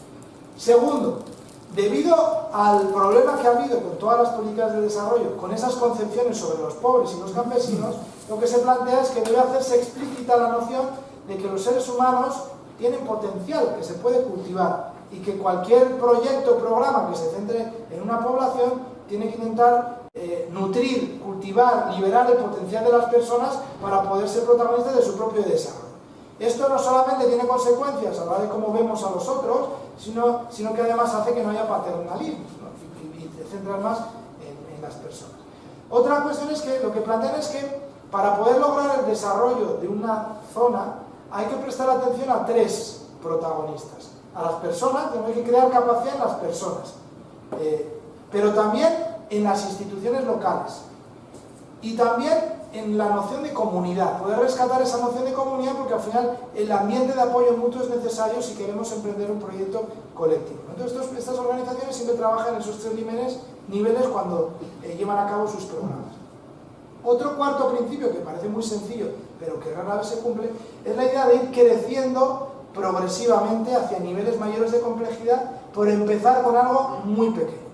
Piensen ustedes bien, si ustedes quieren transformar Pamplona o el modelo económico de su barrio, lo que tienen que hacer es empezar por un proyecto muy pequeñito, porque no solamente hay que aprender cómo es la macroeconomía, sino que hay que aprender, oye, cómo me tengo que relacionar con mi vecino y de qué manera tengo que consultar con un grupito pequeño de personas para emprender ese proyecto y evaluarlo sin que nos peleemos y a los 3 días o a los 2 meses me canse de eso. Hay un área de aprendizaje muy grande allá de la acción colectiva, ¿no? Yo no sé cómo lo ven, pero yo las juntas de vecinos es una de las cosas que siempre pongo, digo, es un entorno donde la gente no quiere ir normalmente, tiene que ir porque está forzado a hacerlo, pero ¿por qué no quiere ir? Porque esa capacidad de actuar juntos se ha disipado en la sociedad que vivimos actualmente. Por eso es empezar pequeño e ir creciendo. ¿Sí? Pequeño, un proyecto en el que no solamente aprendo del reciclaje o de la producción agrícola, de la comercialización, sino que también aprendo esas dimensiones humanas de aprender a colaborar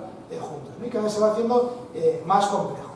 Luego otro elemento que plantean, que me parece muy interesante, es esta idea de que el eje de la vida social, en vez de ser la economía, debe ser la generación, la aplicación y la difusión de conocimientos sobre el propio desarrollo del pueblo. ¿Qué diferencia hay entre esto y la economía? Pues que si ponemos la economía en el centro, de nuevo, no es que la economía no sea fundamental, la economía es muy importante, pero hoy día una de las cosas que ha ocurrido es que la economía determina prácticamente todo, ¿no? Incluso el conocimiento. Entonces dice, bueno, hay que hacer cosas que sean económicamente viables, entonces hay que reformar la universidad de manera que beneficie al mercado, hay que hacer las carreras de manera que sean productivas. Entonces lo que ellos plantean es que la gente lo que pide es cómo generar conocimiento sobre diferentes ámbitos de su vida y emprender procesos de aprendizaje colectivos. Y uno de esos procesos, probablemente el más importante, puede ser en la organización de la vida económica. Otro, después, puede ser la organización de la vida política también. la organización de la educación, etc. Entonces, lo que plantean es que el aprendizaje colectivo está en el centro de la vida social, pero se van adoptando algunos procesos de vida como objetos de aprendizaje, y la economía es uno de ellos, ¿no? Otra cosa que plantea es que también dentro de las capacidades que se deben desarrollar en las poblaciones, una parte muy importante es desarrollar capacidades científicas para poder planificar, para poder monitorizar, y también la capacidad de identificar aquellos principios culturalmente relevantes que se deben fortalecer, ¿sí? Es otro de los elementos centrales. Otro elemento del marco conceptual que tienen es que las estructuras son muy necesarias para poder fomentar los procesos de desarrollo y el aprendizaje, ¿no? Esto está relacionado también con el punto tercero. Entonces, si queremos que una localidad sea autosostenible en lo económico, en lo político, en lo educativo, se deben crear estructuras que pertenezcan a la localidad y que las personas se adueñen de ellas y desde ellas se pueda coordinar todos esos procesos, ¿no? Ellos tienen un concepto muy interesante con el que yo he colaborado, que es la universidad rural.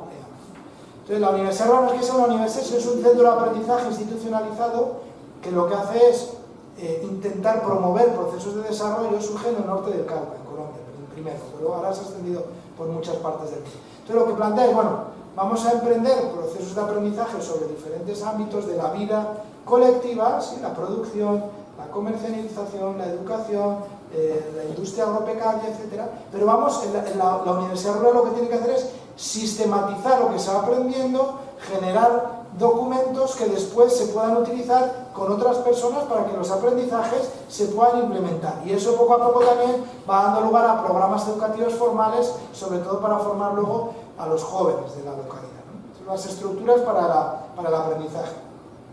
Luego otro principio es este que menciona también, de la coordinación global, pero actuación local, ¿sí? Eso es una de las cosas como más importantes, ¿no? Hay que actuar localmente, estar anclado localmente, pero estar coordinando globalmente, y el flujo de recursos es necesario.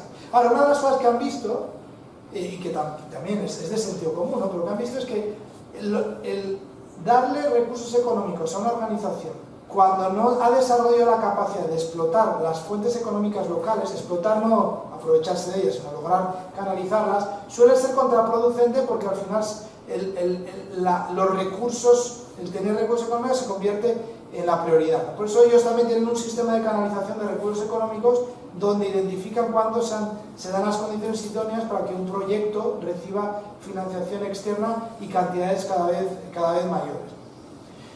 Otro principio que plantea es que los medios y los fines también han de estar de acuerdo, porque si no se generan procesos viciados en las localidades. ¿Qué significa esto? Que si yo quiero lograr la cohesión social, pues en el camino no puedo utilizar la violencia, porque la violencia enturbia finalmente los procesos de la vida social. Parece muy sencillo, pero en la práctica luego es complicado. Y bueno, está esta idea también de la economía y la ética, que me parece muy interesante. Entonces, por ejemplo, un proyecto que se está replicando es el de los bancos comunitarios, no los microcréditos de Yunus, que es otra cosa. Los bancos comunitarios, sí, un sistema de préstamo local de grupos de personas que deciden al final apoyarse económicamente. Bueno, toda una metodología, hay muchos modelos, ¿no? Aquí también hay. Y entonces, lo que plantea es que todos estos aspectos de la vida económica tienen que estar siempre reforzados con elementos éticos, pero elementos éticos que tienen que fortalecerse explícitamente también.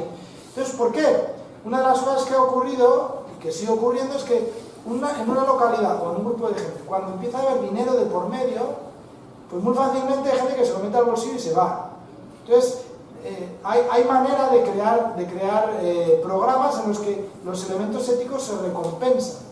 Entonces, por ejemplo, una manera muy sencilla de los bancos comunitarios es que, bueno, si hacemos un sistema de préstamos rotatorio, bueno, primero te presto 1.000 euros. Si lo devuelve a la siguiente, él tiene el derecho a recibir 3.000, a medida que se va generando. Si lo devuelve a la siguiente, tiene 6.000. Entonces, sin querer, eso lo que va a hacer es fortaleciendo también la honestidad, pero de manera práctica. También utilizan materiales educativos para hablar de ello cuando documentan las experiencias, pero es un elemento que está introducido en el sistema. Y bueno, y por último, el tema de la participación, que esto sí que da para poder hacer otra sesión sobre ello. No voy a centrarme demasiado, os invito en la página web mía, sergarcia.es, en una conferencia solo sobre la participación a raíz de un proyecto que tiene tenemos una pequeña organización en Madrid que asesoramos al Ayuntamiento de Torrelodones precisamente con un proyecto de desarrollo local, una conferencia sobre la participación, lo que implica la participación. Porque la participación es fundamental. Si decimos que la gente es la protagonista del desarrollo, entonces hay que ver cómo se puede propiciar la participación y qué es la participación.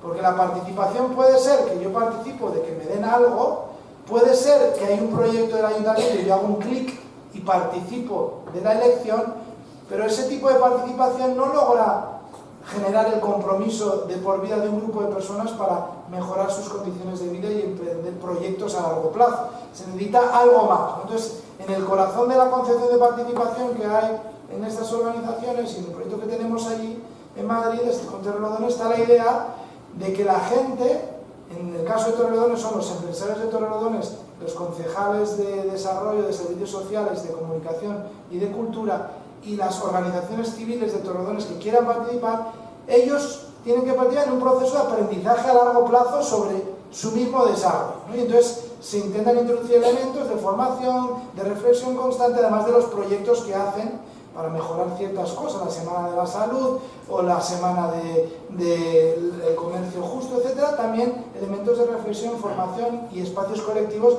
para poder emprender pues, un aprendizaje colectivo. De hecho, hay en Torrelodones el programa real se llama Torrelab, ¿no? El laboratorio de aprendizaje colectivo sobre gobernanza económica, ¿no? Que también hay cosas publicadas. El mismo ayuntamiento ha creado una sección dentro de la web. Y bueno, para otro día dejamos esta cuestión del enfoque del desarrollo territorial, simplemente para mencionar que incluso ahora las Naciones Unidas pues también se ha alineado con esta cosa de que pensar en el desarrollo no es suficiente. Para pensar en el desarrollo no es suficiente que uno piense en el país, sino tiene que pensar en una zona territorial más pequeña. Y yo digo, y además de eso, en una población todavía más pequeña, ¿sí? Para poder generar esos modelos autosostenibles locales que después se coordinen.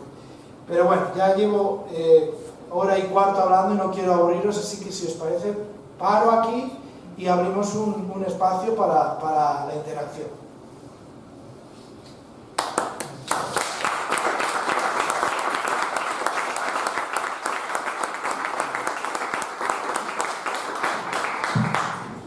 Bueno, pues muchas gracias, Sergio. La verdad que ha sido muy interesante y creo que abrimos el turno de preguntas. Si alguien quiere, aquí hay una mano levantada.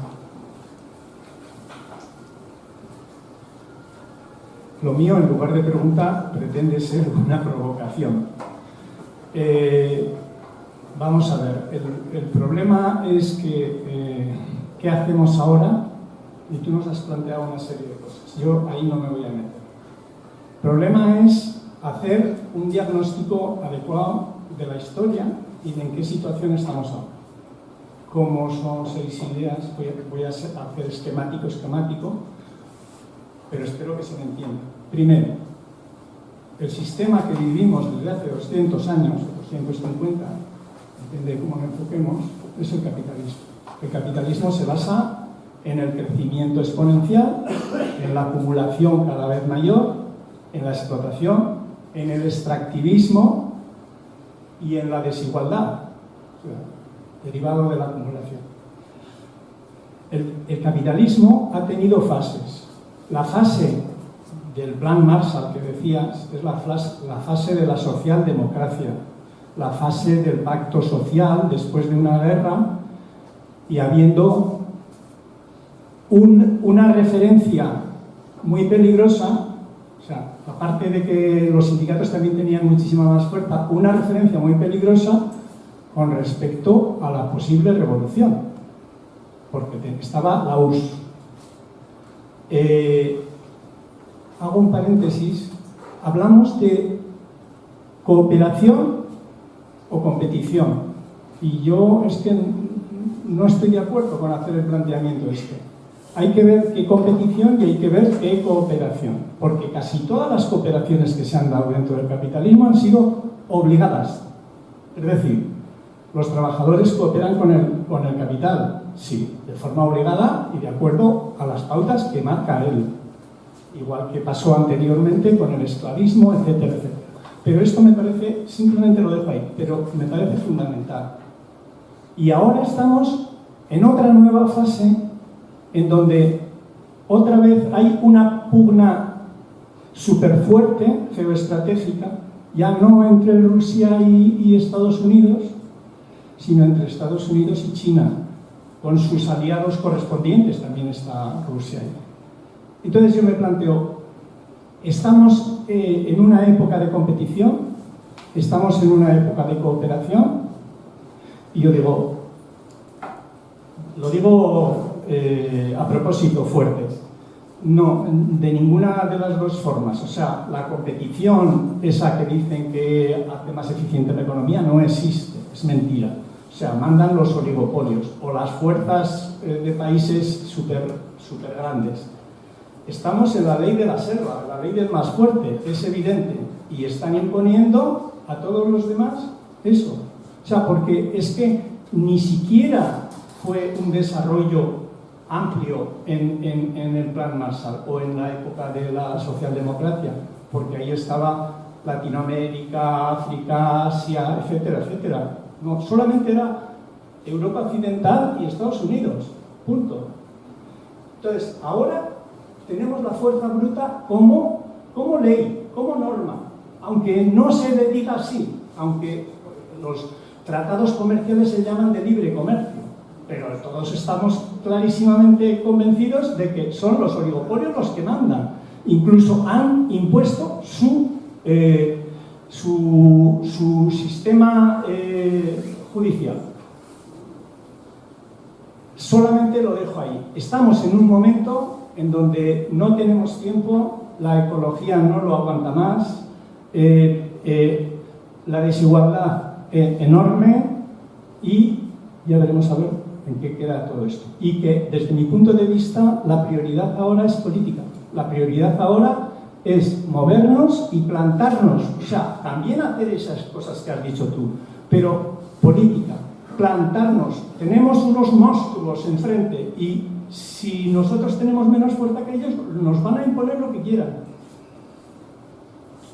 Sí, te parece, cogemos dos.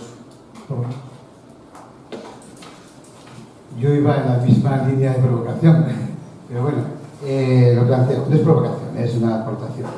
Bueno, yo creo que cuando has planteado la primera parte y has hablado de esas fases después de la Primera Guerra Mundial, después del hundimiento de la Unión Soviética, después objetivos del milenio, cuando has definido la caída de la Unión Soviética que provocó el surgimiento de ONGs, una línea del humanismo, yo creo que también provocó otra serie de cuestiones, que fue un cambio fundamental dentro del capitalismo, que abandona la línea keynesiana, la línea del capitalismo con rostro humano, y entra en un neoliberalismo salvaje. Yo hace poco leí un libro de Josep Fontana, que es un historiador catalán que murió hace unos pocos años, y él hablaba precisamente de este asunto, ¿no?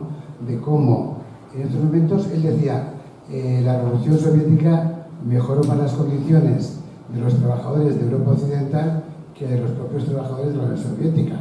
Y dice, porque suponía un miedo, tenían los capitalistas un miedo no solamente a la revolución soviética, sino a todos los movimientos revolucionarios que había y a los sindicatos tan fuertes. El hundimiento de la Unión Soviética, que como muy bien decía Josep Fontana, a los soviéticos no les traía muchas ventajas, sino más bien desventajas, pero sí a los trabajadores del mundo occidental. Y a raíz de ahí es donde el capitalismo entra en una fase neoliberal salvaje, totalmente salvaje. Por ejemplo, el lunes pasado nos contaba vos que en España la población que está en pobreza, la mitad están trabajando. Hace 30 años el que trabajaba no estaba en una situación de pobreza. Ahora en estos momentos hay muchos trabajadores que están en situación de pobreza. Y eso es en España, no digamos lo que está pasando en los países, digamos, del tercer mundo o como queramos llamarlos. Y si has comentado el tema de... Claro, y eso, los datos europeos van de ese nivel de desigualdad, no salen de nada, salen de esto. Salen de una situación donde hay un capitalismo totalmente salvaje. Y encima, gente que tiene el morro como Soros, que es capaz de que por movimientos financieros es capaz de hundir países como México y meterlos en la ruina y después montar la Fundación Soros para repartir un poco de dinero para el desarrollo. y dice, bueno, eso es mucho morro. Entonces, esas cosas yo creo que hay que empezar que hay que denunciar. Incluso con el tema en estos momentos del cambio climático, que tenemos esperanzas de que eso pueda influir en un cambio en el modelo, vemos cómo el capital tiene la idea del capitalismo verde. Si conoces Honduras, que lo conoces, habrás visto cómo aquí para evitar el consumo de combustibles fósiles nos inventamos los combustibles, los biocombustibles, y el biodiesel necesita aceite de palma. ¿Qué ha pasado con el aceite de palma? ¿Qué ha pasado en Honduras, en Nicaragua? Han arrasado cantidad de poblaciones de pequeños campesinos para meter las grandes transnacionales, empresas que están cultivando palma africana y matando a la gente por hacer eso. Entonces, yo creo que es muy difícil plantearnos un desarrollo mientras tengamos esta situación de este capitalismo así. Creo que es posible lo que dices, estas pequeñas experiencias a nivel comunitario. Yo he vivido 10 años en Centroamérica, y yo creo que es posible. Es posible, pero no con la conexión que decías al principio, que las experiencias de desarrollo tienen que estar conectadas. En todo caso, con la desconexión del sistema. Y con la desconexión porque hay que plantearse otros modelos en los cuales dependamos menos del capitalismo global y tengamos mayor autonomía para ir desarrollando nuestras propias fuerzas. Vale, nada más. Sí, una última aquí. Hola, buenas tardes, me llamo Tere. Yo también quiero ser un poco políticamente incorrecta y bueno, creo que las revoluciones están pasadas de moda. Entonces, no sé, por ahí yo no voy. Y lo que le quería preguntar es un poquito sobre la diferencia que hace entre los bancos comunitarios y la personalidad de Mohamed Yunus con los microcréditos.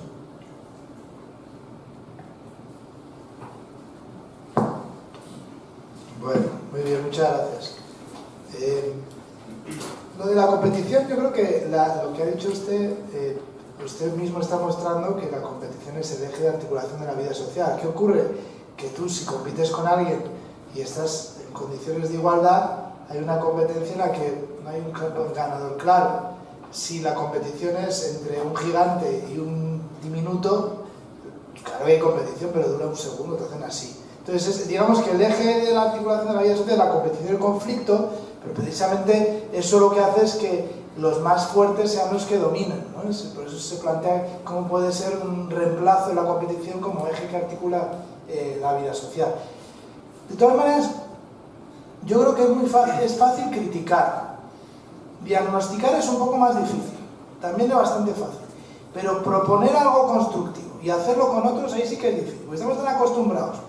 Nosotros vivimos bien, la mayoría, bastante bien, cómodo, no estoy sufriendo para comer. Si yo tengo que sufrir para comer mañana, yo no me siento solo a pensar el capitalismo, la ideología, que también, sino que también digo, bueno, eso hay que hablar, pero a ver qué hago mañana, qué puedo hacer con mis compañeros, porque no puedo seguir así. O sea, una cosa es que el sistema haya que reemplazarlo, sin una alternativa tan clara, ¿no? No es que sea tan sencillo. Yo soy sociólogo y he estado muchos años también, estoy en diferentes propuestas ideológicas. No hay una alternativa tan clarísima que sea viable en la práctica. Puede haber experimentos ideológicos teóricos, pero en la práctica que esté funcionando no hay tanto. De hecho, las experiencias son que se generan problemas totalitarios, etc. Pero entonces, el poder hacer cosas y mostrar que es posible hacerlo de otra manera es lo difícil, ¿no? Esto es como en medicina. Se suele decir en medicina que el mejor diagnóstico es una vez que se ha muerto la persona y le cortas y ves lo que ha pasado y te dices, mira, qué diagnóstico malo. Ya, pero es que la idea es que no nos muramos, ¿no? Hagamos diagnóstico un poquito, diagnostiquemos un poco e intentemos proponer algo junto con otros, en vez de diferenciarnos, criticarnos, yo no sé, ponernos en oposición. Yo creo que eso es una de las dificultades que hay, que brota siempre, incluso cuando hay unas charlas o lo que sea, o en la universidad. ¿Por qué todo el mundo quiere siempre provocar? Yo digo, ¿pero para qué? Si yo soy tu amigo, no te puedes saber. No, pero a base, normalmente soy tranquilo. No quiero decir que no hay necesidad de ponernos siempre en tesituras como de ponernos el dedo en la llaga, porque si queremos hacer cosas juntos, tenemos que querernos, hacernos amigos, cooperar, y eso requiere unas cualidades, etc. Pero estamos acostumbrados al otro todo el rato. Yo leo los periódicos, leo la televisión, Twitter, todo el rato es ciza, a ver quién dice algo más gordo, y parece que el más inteligente es el que dice una cosa más gorda, ¿no? La idea es que, bueno, reduzcamos un poquito ese deseo de competir, que está bien, o de pegarnos, y intentemos hacer algo juntos.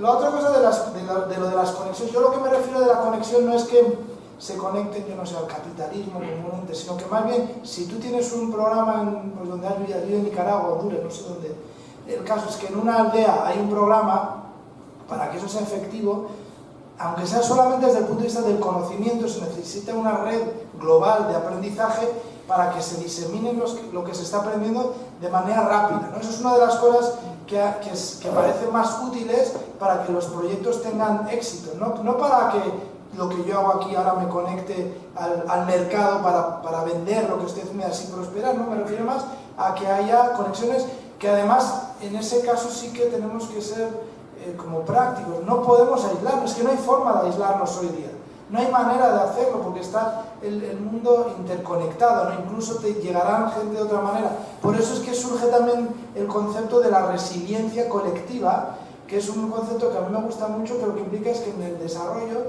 la gente, los grupos, tienen que no solamente hacer cosas buenas, sino también desarrollar buenas convicciones, un buen entendimiento para resistir ataques. Ataques no tienen por qué ser violentos, ataques puede ser de que ahora me viene una tecnología de moda, puede ser que ahora me viene ahora algo muy seductor que me viene de otra parte del mundo, la capacidad de, oye, voy a analizar esto, vamos a analizarlo juntos, a ver si esto es apropiado o no es apropiado, lo utilizamos o no.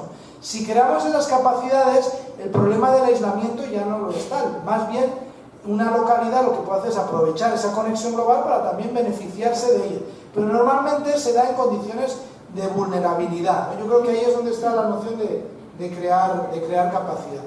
Y luego en relación a la señora que ha planteado lo de la revolución, ¿no? Yo realmente, o sea, la revolución violenta creo que no es el momento, pero transformar la sociedad es que, no, yo no me quiero poner alarmista, ¿no? Pero de verdad el colapso del planeta, yo sí que creo el cambio climático, el terrorismo transnacional, el crimen organizado internacional, las enfermedades infecciosas, los conflictos que generan olas de migraciones que desestabilizan los países, el ciberataque, bueno, todo eso realmente es tan problemático que puede hacer por primera vez en la historia que la humanidad desaparezca. Entonces es necesario transformar la sociedad en la que vivimos si no queremos que la especie deje de existir. De nuevo, nosotros aquí estamos bastante bien, pero es que en Siria está habiendo flujos constantes de gente saliendo porque ha habido un conflicto ahí gordísimo, y lo mismo está pasando en zonas de África con Boko Haram. O sea, el mundo realmente está en efervescencia, lleno de conflictos y de problemas. Nosotros tenemos la suerte de vivir en una parcela donde nos afecta, pero no tanto, ¿no? Entonces hay una urgente necesidad de transformar el modelo, aunque no nos demos cuenta nosotros del todo, si queremos que haya viabilidad en el planeta. Y lo último, lo de Yunus y demás. Sí. Bueno, el tema que has dicho que la humanidad ahora está a punto de desaparecer. En Sí. estos momentos, por los problemas que hay. Sí. Bueno, yo lo puedo decir desde el punto de vista que yo conozco, yo soy sanitaria, y no es la primera vez que la humanidad está a punto de desaparecer. No hay más que irse a la historia de América, y ver la crisis de peste en una edad media que desapareció la mitad de la población de Europa. Y digo de Europa porque nosotros lo conocemos en Europa. Se cree que en China también desapareció con un 60% de la población, y de África, nadie conocía África porque solamente los portugueses lo costa. Pero por eso no había capacidad de extinción, porque la conexión, bueno, varias, uno es la interconexión. Jamás había habido tanta interconexión para que... Entonces, sin eso, pues es una cosa territorial. Y luego está la capacidad atómica que tenemos, ¿no? Hay los que conocen. Entonces, esta idea, si uno lo quiere negar, la pone, pero hay capacidad atómica para acabar con la población del planeta 10 veces. Yo tengo una entrevista en Rusia Today, Actualidad RT, sobre ese tema, bien, 10 veces podríamos acabar con el planeta. Y hay potencial, no es que sea una cosa, existe, no se ha utilizado, pero nadie sabe si finalmente hay un acrecentamiento de los problemas climáticos, de las migraciones, de los conflictos, incluso si grupos armados al final logran robar este tipo de armas, se pueden utilizar. Digamos que la alarma realmente es profundizar, lo que pasa que no tiene que ponerse uno en ese estadio, sino más bien pensar en cómo construir algo diferente desde las bases, porque lo otro te genera una tesitura, una actitud pues, de angustia que tampoco es apropiada. Y lo último y termino, Yunus y bancos comunitarios, la diferencia. O sea, los microcréditos es un sistema en el que hay una entidad y un banco. Puede ser un banco pequeño, un banco grande que tiene un proyecto o una organización que tiene dinero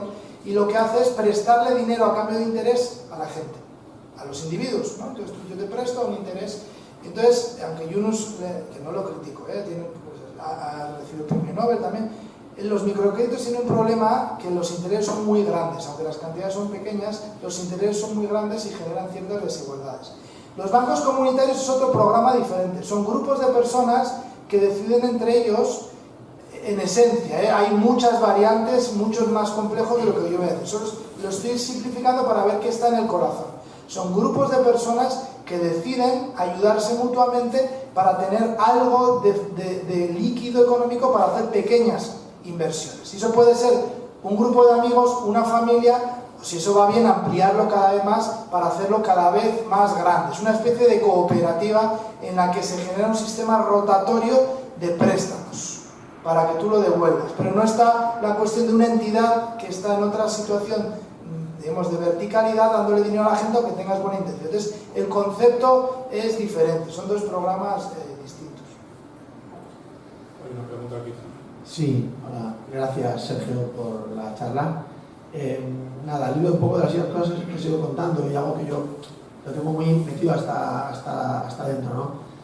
En uno de los momentos he hablado que se relacionaba la palabra desarrollo con crecimiento y creo que también has llegado a decir que se relacionaba con distribución. Es decir, el desarrollo, claro que tiene que ver con el crecimiento, pero yo creo que tiene que ver mucho más con la distribución. Y creo que seríamos mucho más eficaces si actuásemos de manera inmediata sobre la distribución que si intentamos seguir actuando sobre el crecimiento. Pero no conseguimos que el discurso oficialista abra ningún día el telediario con la distribución de la riqueza del país ha mejorado este año tanto.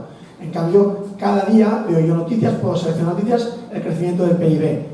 La semana pasada, aquí mismo, se daban noticias de cómo había ido el año en Navarra y lo que abría la página era el crecimiento del PIB, el crecimiento de la recaudación de impuestos y en ningún momento hablaban de la distribución de esa riqueza, cuando creo que se vincula mucho más, o sería mucho más eficiente actuar sobre la distribución que sobre el crecimiento.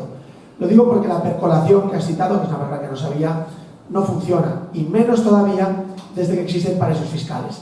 Cuando antes la riqueza llegaba a un país, si el dinero no salía de ese país, claro que había percolación, pero ahora toda la riqueza que se genera en un país en absoluto se queda en ese país, salvo que en ese país haya capacidad de gasto, es decir, salvo que se pueda hacer turismo o puedas ir a hacer compras, y de hecho lo percibimos aquí, cuánta gente china y rusa están viniendo a las tiendas occidentales a gastar el dinero. Esa riqueza es de allí de alguna forma o se obtiene de allí, pero acaba de nuevo en el mundo de los países que conocemos nosotros como la Europa Occidental y Estados Unidos, ¿no? O donde vayan a hacer turismo. Y además es escandalosamente la forma en que lo dejan aquí. Así que esa percolación también se ha globalizado. Y, bueno, por circunstancias estuve en la negociación del acuerdo programático en el área de economía este año y insistí, por favor, que, es más, le regalaba a María Chivite que se pusiera una medalla y que su primer discurso hablase del índice de desarrollo humano como objetivo prioritario de su legislatura. Es decir, mi preocupación no es tanto el crecimiento de Navarra como el índice de desarrollo humano. Bueno, me ponían pegas en que si el índice de desarrollo humano no era el que mejor medía, es igual, el que tú quieras, invéntate un índice, pero habla de desarrollo, de cómo se ha reducido el nivel de pobreza, cómo ha mejorado la esperanza de vida. Esto debería abrir cada día tu telediario y te pondrías, digamos, como una... Y además que me da igual que lo haga María Chivite en nombre del Partido Socialista, es que me da igual. Lo que intento es que eso aparezca diariamente en los telediarios. Probablemente se convertiría en noticia si ella, como su primer discurso, dijera me importa un carajo el crecimiento del PIB. Además así, me importa un carajo. Bueno. Sí, yo estoy totalmente de acuerdo. He intentado mostrar cuáles han sido las tendencias y el mismo índice de desarrollo humano tiene el indicador del crecimiento, pero totalmente de acuerdo. La duda que tengo yo, y seguro que tú estás en mejor condición de responderlo, o algunos que se vendrán de la macroeconomía, es que como la economía se ha vuelto tan dependiente de los flujos financieros, ahora la cuestión del crecimiento económico ya no es una cuestión real. Es que cuando hay desaceleración, ¿no? Es una cosa curiosísima. Cuando se dice que hay desaceleración, que es que hay crecimiento económico, pero que el ritmo es un poquito menor que el anterior, como se depende tanto de la economía financiera, se generan no sé yo bien exactamente cómo, yo digo mágicamente, no es mágicamente, debe ser por las expectativas y demás, unos problemas económicos reales después. Dice, pero ¿cómo entra una crisis económica porque se está desacelerando China si está creciendo económicamente al 5 y pico? Dice, pero hay desaceleración y los economistas es un indicador de que va a haber una crisis económica. Claro, entonces yo digo, es que el crecimiento es verdad, no, es que no tiene sentido, además está colapsando, pero hay que ver qué ocurre para que no se den esas dinámicas también.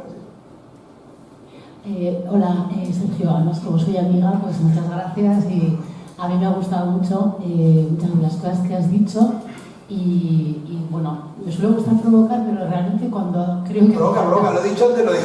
No, que lo digo porque yo también estoy de acuerdo que aquí tenemos una tendencia a la provocación y en esa línea va mi intervención, que va a ser muy breve. Decirte que, bueno, me ha parecido sobre todo la parte que ha sido como más crítica o más incisiva con la cooperación, me ha parecido muy buena, creo que la conoces muy de cerca, algunos de los que estamos aquí también, pero pocas veces se pone de forma ordenada, sistemática y con argumentos, digamos, con un respaldo detrás. Entonces me ha parecido excepcionalmente interesante porque creo que es la primera vez que lo he puesto así que de esa parte, muchas gracias. Y luego la parte más de participación, de cooperación, que yo es que creo que el mundo está hecho de mucha gente que compite, pero de otra muchísima que colabora, que probablemente no es lo que estamos acostumbrados en estas estructuras, en estos países, ¿no? Como tú decías, yo creo que hay muchas diferencias en las maneras de estructurar las sociedades y la nuestra es una y hay muchas más, entonces las apreciaciones también varían. Solamente quedarme me he quedado con una cosa que me ha parecido muy interesante, que era lo de procesos de aprendizaje colectivo, que era un poco lo que me parece que has dicho que era como el centro de lo que sería aplicable al resto de los sectores. Me parece fabuloso. Me parece fabuloso, pero me parece extremadamente complicado. Entonces, la pregunta sería, ¿cómo compaginamos esta situación actual en la cual convivimos con estas jerarquías, con estas políticas, con estos sistemas, etc., con algo que se debería estar generando, que es un poco lo que yo creo que iba a tu propuesta y que creo que también la propia sociedad, ¿no? En la línea esta de participación, que nadie sabe qué es, porque está en boca de todos y demás, ¿cómo generamos esto que tú has dicho que me ha parecido tan estupendo, ¿no? De aprendizajes colectivos? ¿Cómo lo estructuramos? No, eso es una cosa... Hay dos palabras que las hacemos. Sí. Bien, en mi intervención es muy breve, solamente decir que me ha gustado mucho cuando has hablado de la necesidad que tenemos de ideología que soporte las actuaciones que colectivamente estamos decidiendo en este momento a través de los ODS a nivel global. Mi pregunta es si no tenemos ya detrás de los ODS realmente un soporte importante ideológico, porque creo, cuando he profundizado en ellos, que detrás de los ODS hay toda una mentalidad muy clara que apuesta por las personas, que apuesta por la cohesión social, que apuesta por luchar contra las desigualdades, por proteger el planeta. Me da la impresión de que tenemos un instrumento, o es que es pura teoría y no se lo cree nadie, o es que realmente los ODS no están realmente incrustados en nuestra sociedad, en las instituciones, en las empresas, en las personas. Una última intervención y contestas a profesores. Buenos días, perdón, buenas noches. Dos cosas, una que me parece a mí que es muy importante, ya siento que sea pesimista, que le has dado como de pasada, que es el tema de la deuda. Y cualquier cambio que quieras hacer un poquitico importante, problemas que están siempre en manos de esa economía financiera o financiarizada, o como se le quiera llamar, que lo puede todo.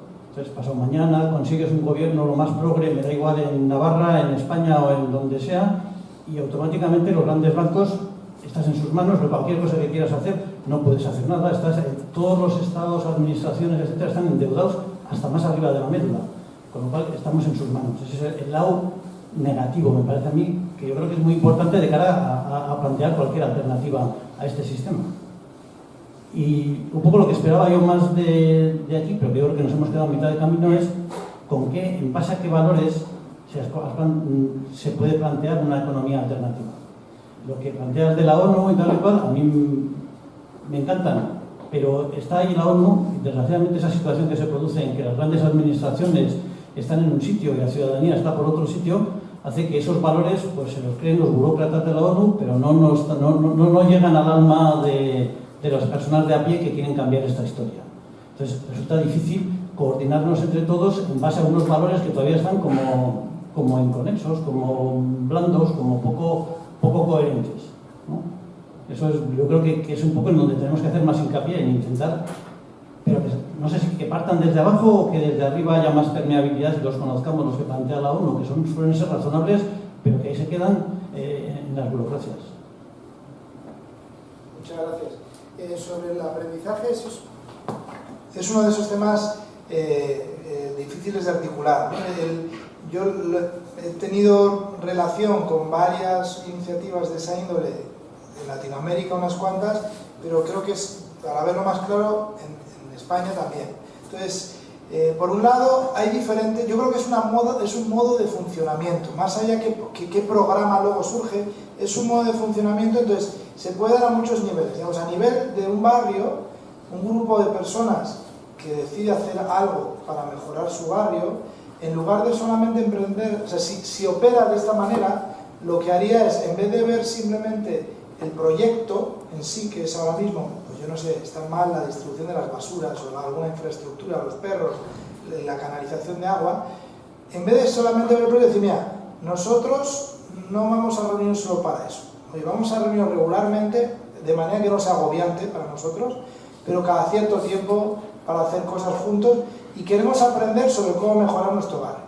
Y entonces eso hace que cada vez que se haga algo, después se reflexione también sobre ello y se intente documentar un poquito, ¿no? Digamos, en vez de un proyecto, vale, mira, qué bueno, hemos hecho esto.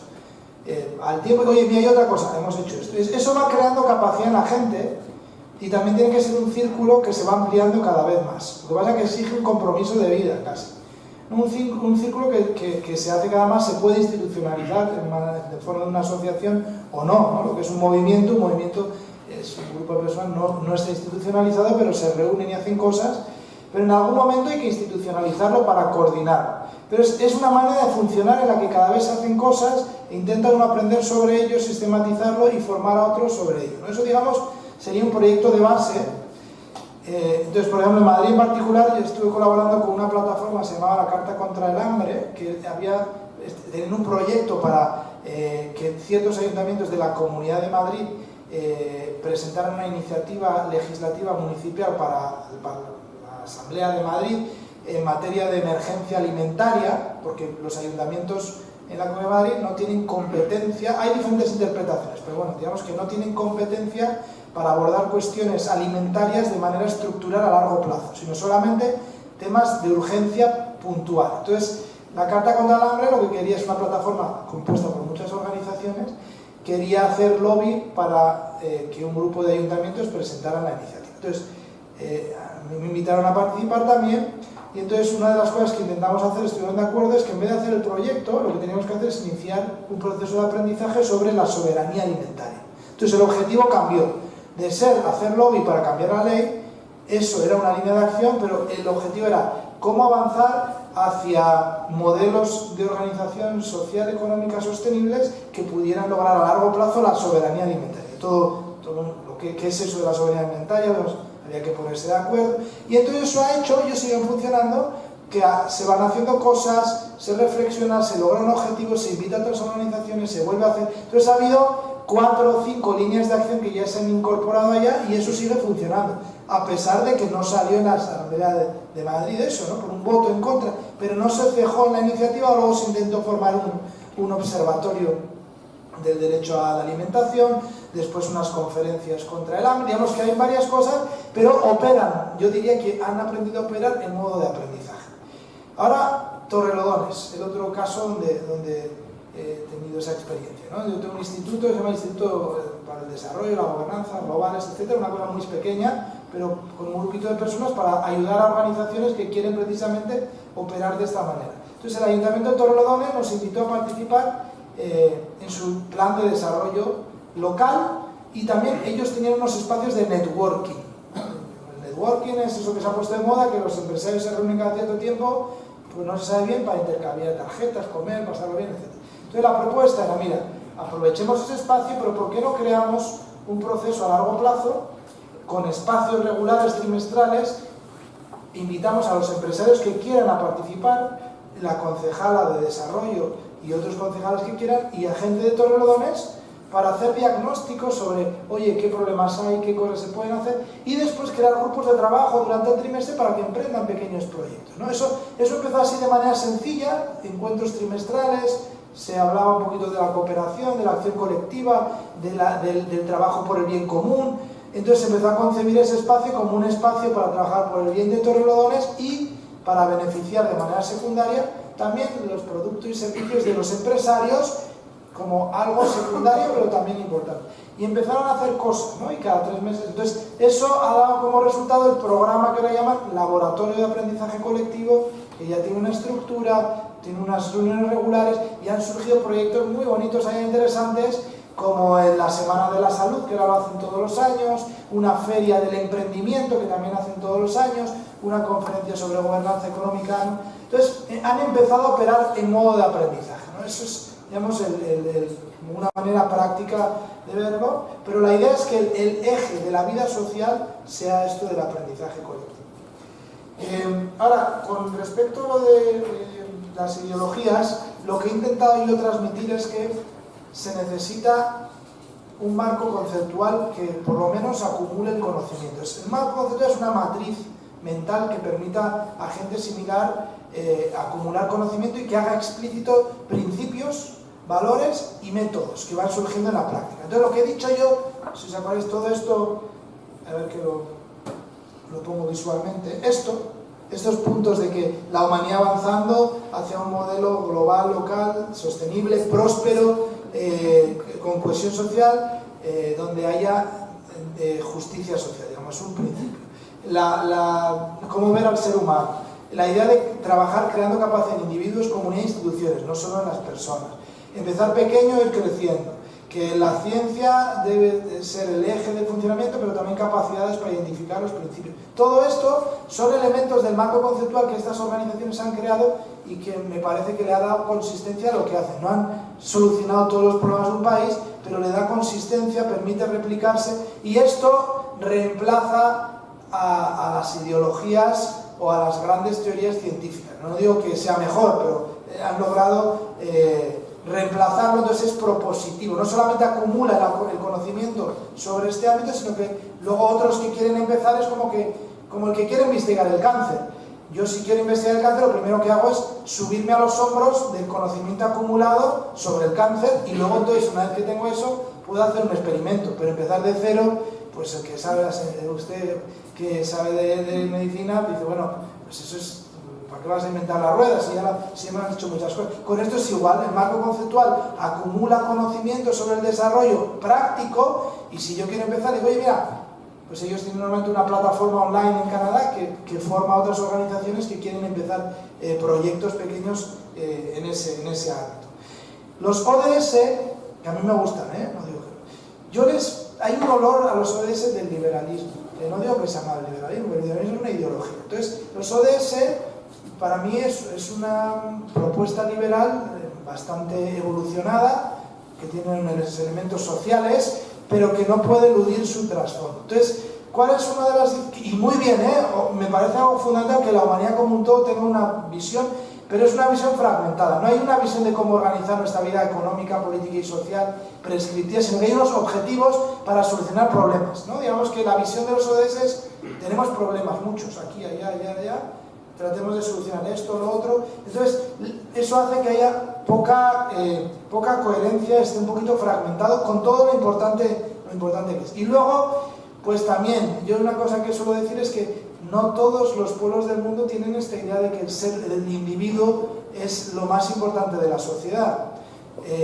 Hay otros que para ellos la comunidad, el grupo es más importante que el individuo. Yo tengo mi planteamiento dentro de este marco conceptual, que es que el individuo, la comunidad y las instituciones son igualmente importantes, y que no puedes trabajar con uno sobre el otro, y que las relaciones tienen que ser también, el individuo tiene que tener iniciativa, pero pensar cuál es el impacto de sus acciones sobre el bien común. La comunidad debe ser el espacio donde la gente libera sus talentos, sus poderes, pero no debe oprimir al individuo ni imponer sus dinámicas culturales. Pero los ODS se alinean más, para mí, con el liberalismo. Igual que podríamos decir que las propuestas islamistas políticas se alinean más con el colectivismo y el individuo pasa a un segundo plano, con esto pasa un poquito al revés. Lo último, lo de la deuda, y con eso termino. Sí, ese es un tema de esos grandes. O sea, ¿por qué es un tema complicado?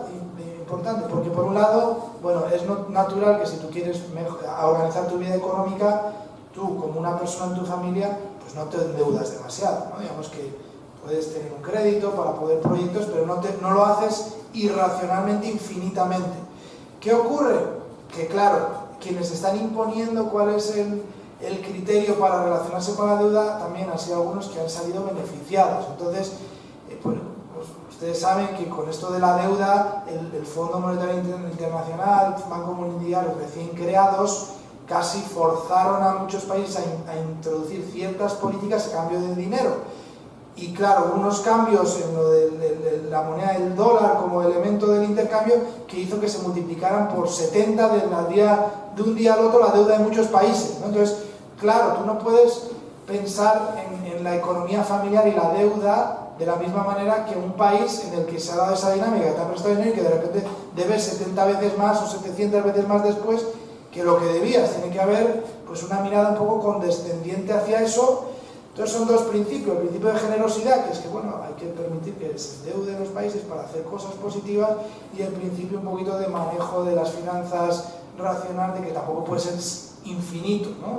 Esto saben más los economistas de todas maneras que yo. Y por último está el tema de los flujos, ¿no? No todo tiene que ser deuda pública a cambio de algo, sino que también en el mundo del desarrollo hay una necesidad de que los países o las empresas que han salido más beneficiadas de las dinámicas económicas pues puedan revertir lo que han ganado en otros a cambio de nada o de lo mismo, porque tú te has beneficiado, ¿no? Yo entiendo muy bien a China cuando dice que no puede, o a la India, que no porque me guste su política económica, pero entiendo la razón que dicen: oye, no me puedes imponer a mí los mismos criterios ecológicos que a ti ahora, porque tú has tenido la oportunidad de desarrollarte, industrializarte.